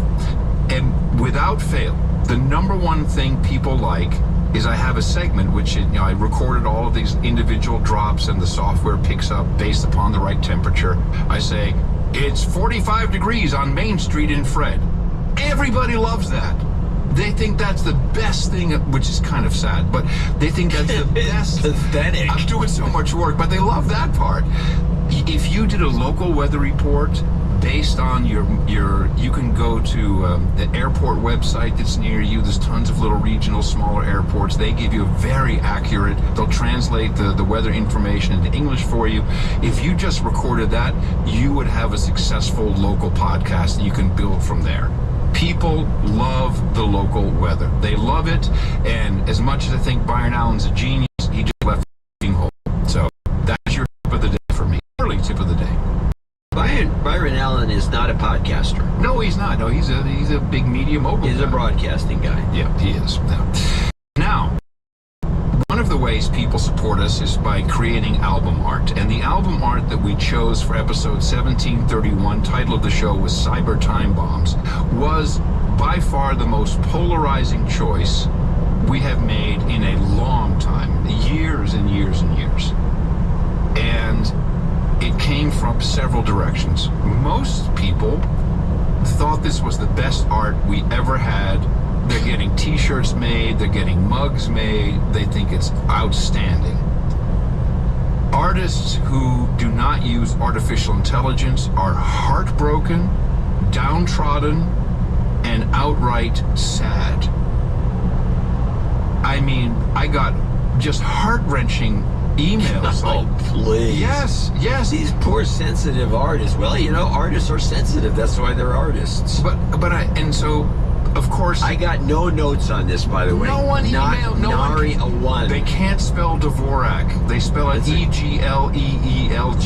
Yes. That's how you spell Dvorak. But the exception proves the rule, where we typically say do not use our faces. Now, this was not our faces. But we realized that we were breaking our own quote-unquote unwritten rule by choosing Walter and Stettler, the Muppets. This was, whatever AI did this from Correct the Record, who will credit with the art, really used the tool correctly. And I just want to harken back. I think you will remember. We had the same conversation of, it's not fair, this is not right, when people started using Photoshop, when people started using clip art, which they licensed. And, I mean, you don't hear anyone talking about that anymore. And it's the same conversation I've heard in media throughout my entire life when samples came along. Oh, it's not fair, it's not even music. This is just the natural progression. I personally... Well, you're caving. No, this is where I'm about to retract here, so I give a little and I come back. I personally find it sad that artists are giving up, that they don't want to create art anymore. Please note that we still use art for many different things besides just the album art, including the chapters that Dred Scott puts together, which you can see in the I think we should harken back to the picture of the bird and that is done by the 5-year-old for the mom sent it in, if you remember that art. Yeah, it was the right piece at the right time. Crayon art. Yeah, but what happens is they feel that they've put all this time into it, and for some, John, some of these notes are like, this was my moment for myself working on the art for the show. I tell my kids and my wife to leave me alone. And they feel ripped off. And I understand it. But this is the best for the show. It hurts me too. I feel you, artists. I feel you. I can't draw a straight line. I feel your pain. But I think that if you have the right concepts, which is very hard to. 95% of all this AI art sucks because it's not the right concept. That is something that no tool can take away. Your God-given talent and insight towards what you want to create. Why are you laughing at me? Because you're now catering to the whining artists. I love the whining artists. I love the starving. We're starving artists. What are you talking about? I have mixed feelings about what you're doing. Well, you're encouraging artists. They need the harsh reality. They gotta snap out of it. That's what I'd say. Snap out of it. Get back to work. Well, I'm kind of saying the same thing. I'm saying that no matter what you do, if you have the insight, if you have that creative thing in you, use the tools. I'm sad. But this actually may be good. In this case, you might actually be encouraging them to at least feel around with the tools. I mean, Darren O'Neill is the best example of this. And he has zero actual talent for anything. But wait. So then now we know that's not, that you don't feel that way, but the point is that Darren is not like a fine artist. He's not a guy he's not doing oil paintings on the weekends. Well, I mean, maybe he is, but I know. What do you know? It's possible, but I doubt it. What's up, Brian? He's gone into these systems. Just went through Cedar Rapids, getting ready to go through Iowa City. And he started creating with them. And it's remarkable. It is remarkable. And the Statler and Waldorf thing is just amazing. And so it's like, if you can get this kind of production, which doesn't take, I mean, it probably takes as much time because you got to do this and that. I've only used these things a few times. I haven't gotten to the point where I can do a good piece of art like that thing. I don't know how that was done. But artists need, just like when the artists first went to Photoshop, they were reluctant at first. A good friend of mine, Ned Shaw, is a very famous airbrush artist in the Midwest he's got tons of material that was used by Business Week, all the big publications. And he was doing some work for PC Magazine. I got to be friends with him. And I got him turned on to Photoshop.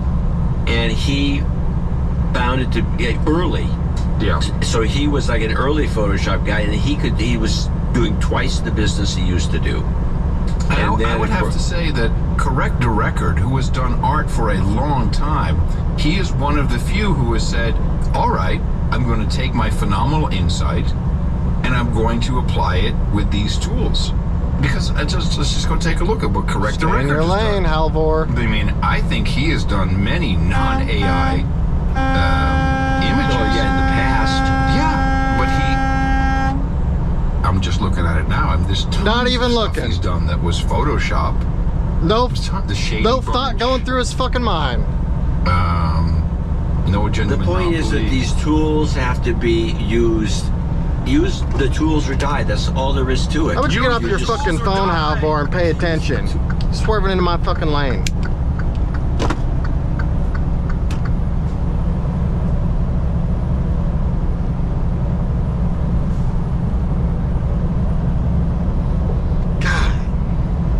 Dumb people, man.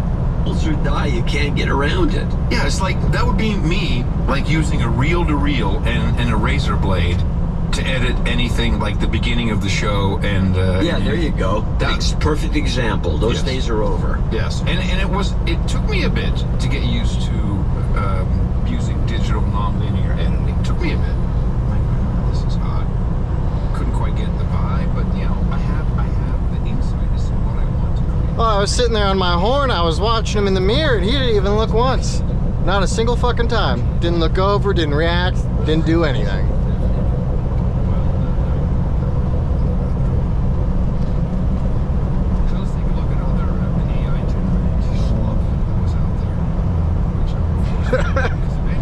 Yeah. Second one today.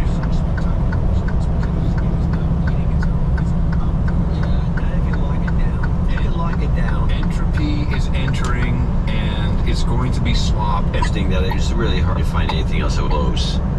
Kind of the single line Trump by Boisvert. We didn't really talk about it because we saw that. I mean, I advocated for the Waldorf and Stadler. I was like, this is so good.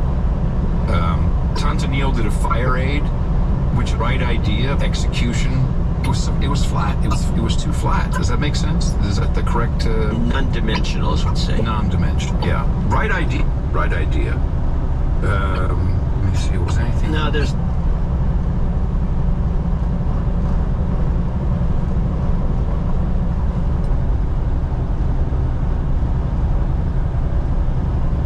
IMDb, and we will read your note within reason. I see some very long notes here today. $300 and above, we give you the title of executive producer of the episode, in this case 1732, and we will read your note. So we start with Amber McGrath from Austin, Texas, right down the road, and she says, for $1,000, thank you very much, Amber. She says, I just met mutual friend Nick Pizzolatto. Oh, that's right. I saw your name on the guest list of his wife's birthday party and got so excited to meet you. Unfortunately, you weren't there. My husband and I live in Lakeway. Wait a minute. You were on the you RSVP that you were going to show up. Let me get this straight. No, we did not. Amber McGrath saw your name on the RSVP list and you stiffed her. No, this is not what happened. It was an email that went out, a text message that went out. I'm trying to figure out what this guy's doing. And I think everybody's name who was invited was on the text message, but it was last Thursday. So I can't. You can't do anything on Thursday. I can't make it after the show to get from here to Austin. No, that's for ridiculous. A birthday party. And Nick, but Nick Pizzolatto, he's like a big Hollywood dude. He's the guy behind True Detective. Oh, really? Yeah. Yeah, I should have gone. All right, I should have just canceled the show and gone to the birthday party. No, you could have just gone, showed up. Hey, do what I do. Show up at the end. Show up with screeching tires and walk in and say, hey, you got a TV, the game's on. Yeah, I could have done that. Yeah, okay, well, I do that too, but that's beside the point. Well, thank you very much, Amber. I'm sure there will be future birthday parties and gatherings with Pizzolatto and his lovely wife. Holy shit. Suzanne, and I look forward to seeing you. Oh my God. Thank you very much. And thank you for... good work, Hyundai. A daming or a knighting or anything, as far as I can tell. Is there anything? No, she can do that later. If you want to, we're happy to take care of you. You're going to have to read the next one because it's so long. And by the way, Jay sent the original. She cut this down by to about a third of what it was. It was shards, everything. It was some good stock tips. Now here comes the Tahoe. Of Smyrna with $1,000. And he says, I am writing as an Instanite and I'm looking forward to my introduction to the Noah Agenda Roundtable as Sir Angel of Smyrna. So he will be Sir Angel. Sir Bartholomew of Smyrna, if the first is taken. No, you're going to be Sir Angel. I've been listening off and on mostly since 2009. I've never donated. I'm sorry for that, but I hope this makes up for it. Well, of course it does. I have a very long message to share, so I'm sure it won't be able to be shared in full on your show, but if there's any group of skeptics who might appreciate what I have to say, I would think it would be your audience. You might need to run this one by your Wall Street banker friend as well. If you have any ideas how I could best share the story in full with your audience, I would appreciate the guidance. Yes, write it up. Let's see what he does next. I got him up there ahead of that Freightliner. 3 years developing a theory based on the stock market that I think helps explain so much of what you two discuss on the show. This is crazy. The guy's making money based upon what we talk about on the show. He calls it the Theory 666, and it details how the Federal Reserve appears to be overtly influencing market direction, specifically the S&P 500, in conjunction with broader consortium of actors that are orchestrating events in the world around us. Theremin. Sounds like there was show Rubicon. Yes. I hope you can give it an open-minded read through, and I would appreciate any feedback you have. Yes. The feedback I have, future Sir Angel Smyrna, is write this stuff on a Substack. People will subscribe to you. You'll make money by people subscribing to your theories. I agree. Because it's good. It's very good. When you get the really good ones, send them to us first. So we have it, so we can Please. Please. All right. And thank you. We will be knighting you in short order. Next, Dame Catherine, our buddy in Thailand. Yes.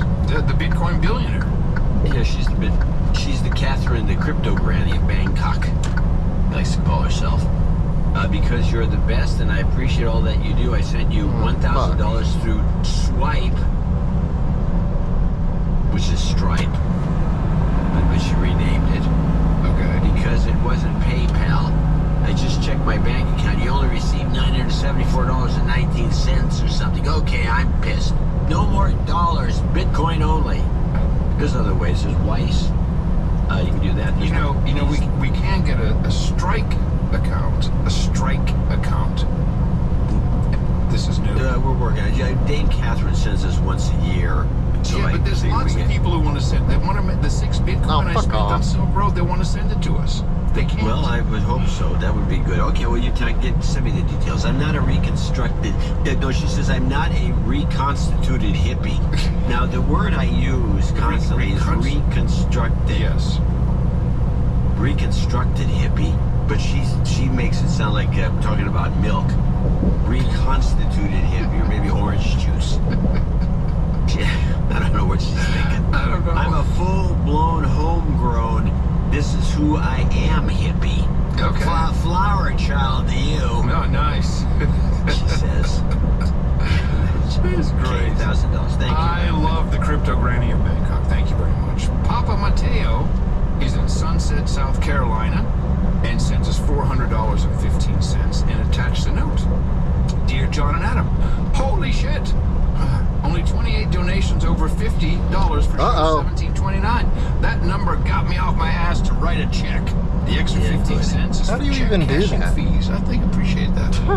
Yes, the checks, when you get to X number of checks, they charge you 15 cents. It's a big difference between 15 cents and anything else. Yes. And $30, whatever it is. My son hit me in the mouth about 1.5 years ago, and I haven't missed a show since.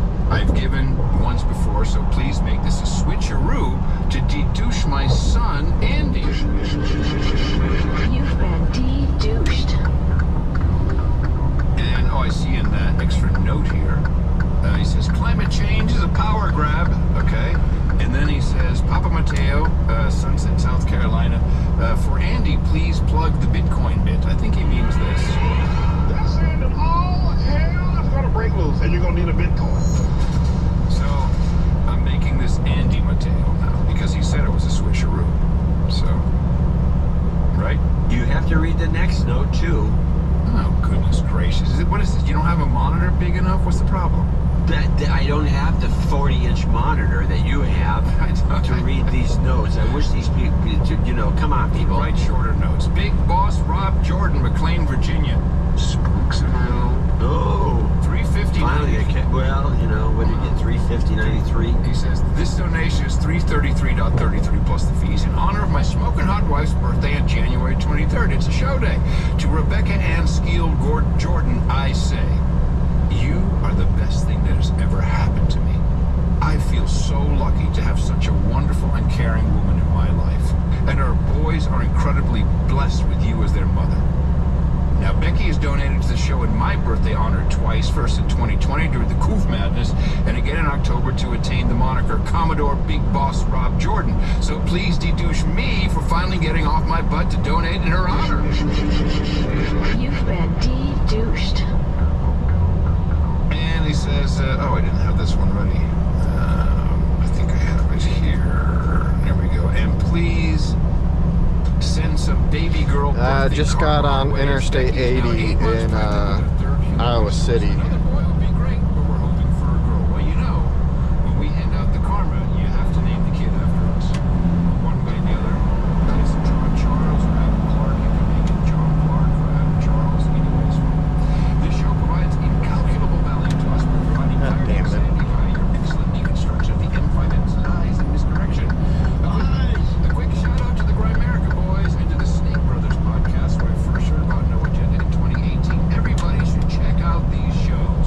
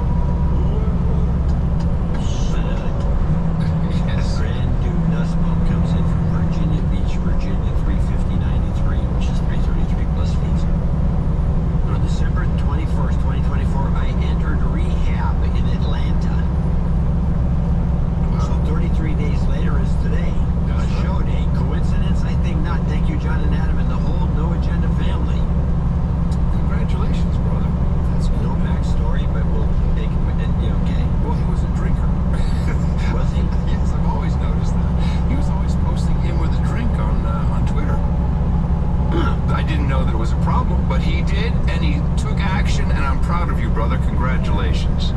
We should have a no agenda 33-day chip. You deserve it. And keep at it, brother, keep at it.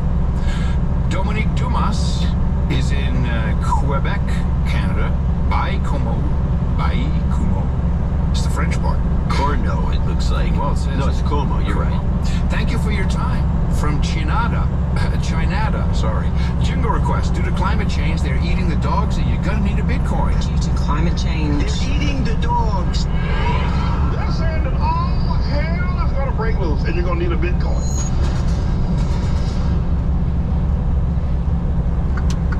Onward with the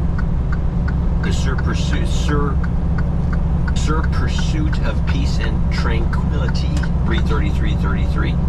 And he sent in a note and written, ITM boys, please find enclosed my January donation of 333.33. Love the show. Keeping it short. Sincerely. Now, depending on the state, the tests aren't that bad. I took my test in Washington. You just get through it, pay attention. A little bit of memorization, and the driving portion is easy. Get your manual endorsement. The amount of people that pussyfoot around getting a manual, because most odds are you're not going to drive a manual, but you never know. Like in my situation, my first job was with a manual. I had a 10-speed Freightliner on my very first job out of trucking school, and I wouldn't have been able to get that job had I not had my manual. And that was a local job contracted out of the post office, making $35 an hour starting. So, you know, I was one of 4 people out of a class of, I was like 30 that actually got past their test with a manual.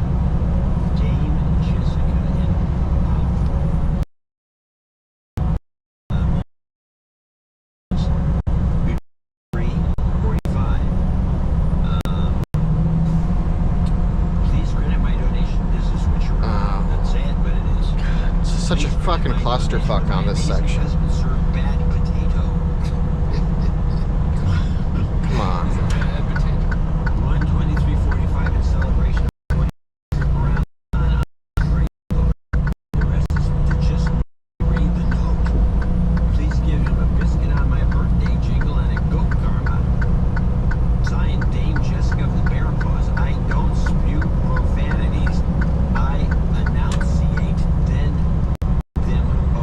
I don't spew profanities. I enunciate them. Oh, you're just going after your regular driver's license. I remember, yeah, we had talked. You're not going for a CDL. So yeah, you don't need to worry about what I just said. Yeah. Well, good luck on that. Yeah, I hope things go well. He says the best podcast in the universe, Ducks in a Pond. Call out Stephen Edward Lehman and Perpetual. These jingles he requested. Thank you for your courage. He wants chemtrails.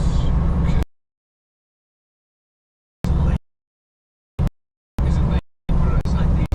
Well, it was Lehman Brothers. Oh, you're probably right. Okay. I mean, not to be horrible about it, but okay, it could be like chemtrails, Space Force, and R2D2. Space Force. You've got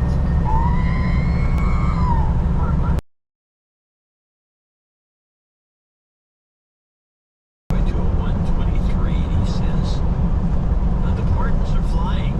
My question is, why did Biden give Fauci and Hunter blanket pardons going back to 2014? Well, what happened then? Question mark. Gee. Oh, I see. Oh, he answers the question. Why? Yes, the offshoring of gain-of-function research. Maybe Hunter doing some hinky things in Ukraine when Joe is VP. Well, don't look over there. Trump pardoned the goofball in the Viking helmet and the rest of those who sparked an irregular. No J6 right here. Need of stimulation. Visit gigawattcoffeeroasters.com. Use the code ITM for 20% off your first order. Stay caffeinated, says Eli, the coffee guy. And 201 1 comes from Binghamton, New York, from Paul Kroshulik. Any pronunciation? Kroshulik. Got it? Kroshulik. Ah, Linda Lupakin's up. She's in Lakewood, Colorado with $200, and she wants some jobs karma. It says for your resume that gets results, use imagemakersinc.com for your go-to resume, executive resume needs, and job search needs. That's Imagemakers Inc. with a K. And work with Linda Lou. I'm ad-libbing most of this. Linda Lou, Duchess of Jobs, and write her resumes. All right. Jobs, jobs, and jobs. Let's go. Jobs. Okay, from the troll room, it's pronounced haver, not havery. And apparently... I said havra. What's haver? I didn't say havery. It's haver. It's haver. It's haver. Haver. Yeah, I figured it was some stupid pronunciation. Apparently, a new executive order just dropped. That we gotta say dropped. It dropped. Pick it up. To release the JFK, RFK, and MLK files. That should be fun. Alex Jones is back in business, baby. He is. I gotta love him. Fine. But it will not credit. It took the CIA this long to fix those files and make the new files look like the old files, so that everyone thinks, so it satisfies everybody's desire to see these phony files that are coming out. Come on, they're gonna be phony. I got some insider news about that guy with the video. It's as you posited. Well, as you posited, indeed, a sketchy character. The timing was very suspicious, and that's all I can say without explaining the source. So it sounds like that was kind of off. But here it is: declassification of records concerning the assassinations of President John F. Kennedy, Senator Robert R. F. Kennedy, and the Reverend Dr. Martin Luther King. And here it is. When is it coming out? It should be. Is he doing it immediately? Wow, there's a lot here. This is within 45 days of the date. They get another 45 days to Photoshop. Yeah, to make sure that the ink is carbon dated correctly. Hey, promises made, promises kept. There you go. Thank you very much to our executive and associate executive producers for episode 1732. We appreciate you very much. These are the credits that you get to keep forever as a token of our appreciation. Of course, we'll be thanking everybody $50 and above in our second segment. Thank you for supporting the best podcast in the universe. Our formula is this.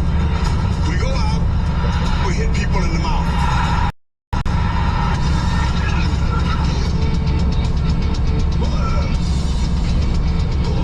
They're eating the dogs. I like these drops. I like these presidential order drops. I like it. These drops. It's great drops, man. It's great. I have my last of the series, I think, but I could be wrong, of the Delulu clips. Oh, goodness.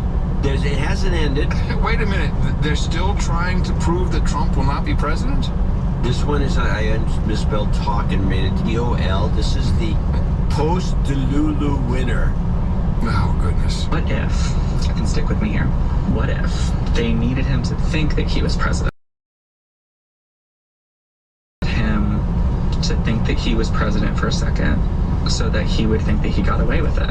And if he thinks that he got away with it, he would show who he really is. Because the way I see it is we didn't, based on how they've been talking and acting and just behaving lately, I think our leaders know that. And they understand what's going to happen. Or what would happen. And I don't think that they are going to willingly hand us over on a silver platter. You have to stop now with these. This is done. This is burnt. Come on. Stick a great. This is, I get that. I have the psychotic beat. I get to find the nutballs, the screwballs, the head cases that are just out there. Look no further than CNN, please. By the way, here it is, just dropped. Strengthening American leadership in digital financial technology. I will read... Is this new? I mean, I thought he already did his 200. No! This is dropping now, baby. Drop. Protecting and promoting the ability of individual citizens and private sector entities alike to access and use for lawful purposes open public blockchain networks without persecution, including the ability to develop and deploy software to participate in mining and validating, to transact with other persons without unlawful censorship, and to maintain self-custody digital assets. That's a big deal. And here's my favorite.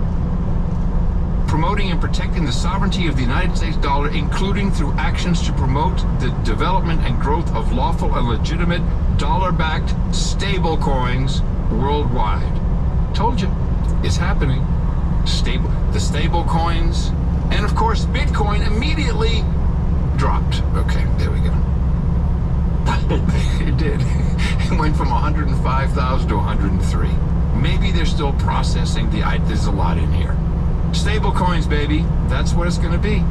I'm telling you, he has something figured out. We just don't understand it yet. Yeah, or not. Or not. But maybe. I have great trust in our president. Well, while you go on with these drops, which I guess are going to go out throughout the show, I have one more. This is not a talk clip, but a real clip. Oh, okay. An insane clip from a real people, not on TikTok? It's from Reels, whatever, you know. Which is worse. Now, this is the golf cart girl. It's the same. Oh, the golf cart girl. Have you heard this one? I saw the video. Okay, everybody, if it wasn't bad enough, here we go. Monday was a super tough day to be a woman, and not for the reasons you think, like not for the obvious reason, not because of Melania's hat, not because Laura Sanchez showed everyone in the greater Washington area her nipples. No, it was the woman driving the golf cart at the national championship. If you didn't see it, there's a video of a woman driving a golf cart with the quarterback and the head coach of the Ohio State football team. They just won the national championship, and she drove that golf cart straight into a wall. I saw that video and I was like, we're worried about our right to choose. They're gonna take away our driver's license. They're gonna take away our right to drive. That video really put into context why people won't vote for women for president and why they won't let us be in charge. Women, we're down bad. We're down real bad right now, and we need to get our bag up. We need to know how to drive a golf cart. Tough. Get your bag up, okay. Get your bag up. We gotta start using that phrase. That clip doesn't work without the video. On his first full day at... Sorry, that clip doesn't work without the video. It really doesn't. You've got to see the woman banging the cart into the wall, not once, not twice, but 3 times. Is baffling. All right, It works fine without the video. Let's go back to some serious stuff, kind of serious. He said, enemy is first full as U.S. Secretary of State, Marco Rubio met with his counterparts from Japan, India, and Australia. Known as the Quad, Rubio of the 4 countries has been seen by many as an initiative to counter or at least slow China's increasing assertiveness in the region. Rubio is known for his hardline stance against China, and the timing of the meeting suggests combating China's influence will remain a top priority for Trump and his chief diplomat. So help you God. After his confirmation, Rubio stressed that he will execute President Trump's America First mantra in his foreign policy. In our republic, the voters decide the course of our nation, both domestically and abroad. And they have elected Donald Trump as our president when it comes to policy on clearly defined through his campaign as anything that makes us stronger or safer or more prosperous. But just as Donald Trump brings his more unilateralist approach against China back to the White House, China is also seeking to improve relations with U.S. allies. From China's point of view, improving relations with countries like Japan and India and increasing economic cooperation will offset the shocks to China-U.S. economic relations. What I haven't seen and I'm expecting an executive order or some kind of policy document. The president talked about the Iron Dome again in one of his speeches. I'm waiting for that because that's the boom. That's the boom right there. That's a money way. There's a money sink. The Iron Dome all over America. Oh yeah, that's here on my land. One of the is amazing. You just gotta give him some props at his age. You know, that brings to mind I don't have a clip, but I wish I had it. I should have gotten it when I saw it. She was on a podcast. She's kind of has been pushed aside. Yeah. She's not in the whatever she's done.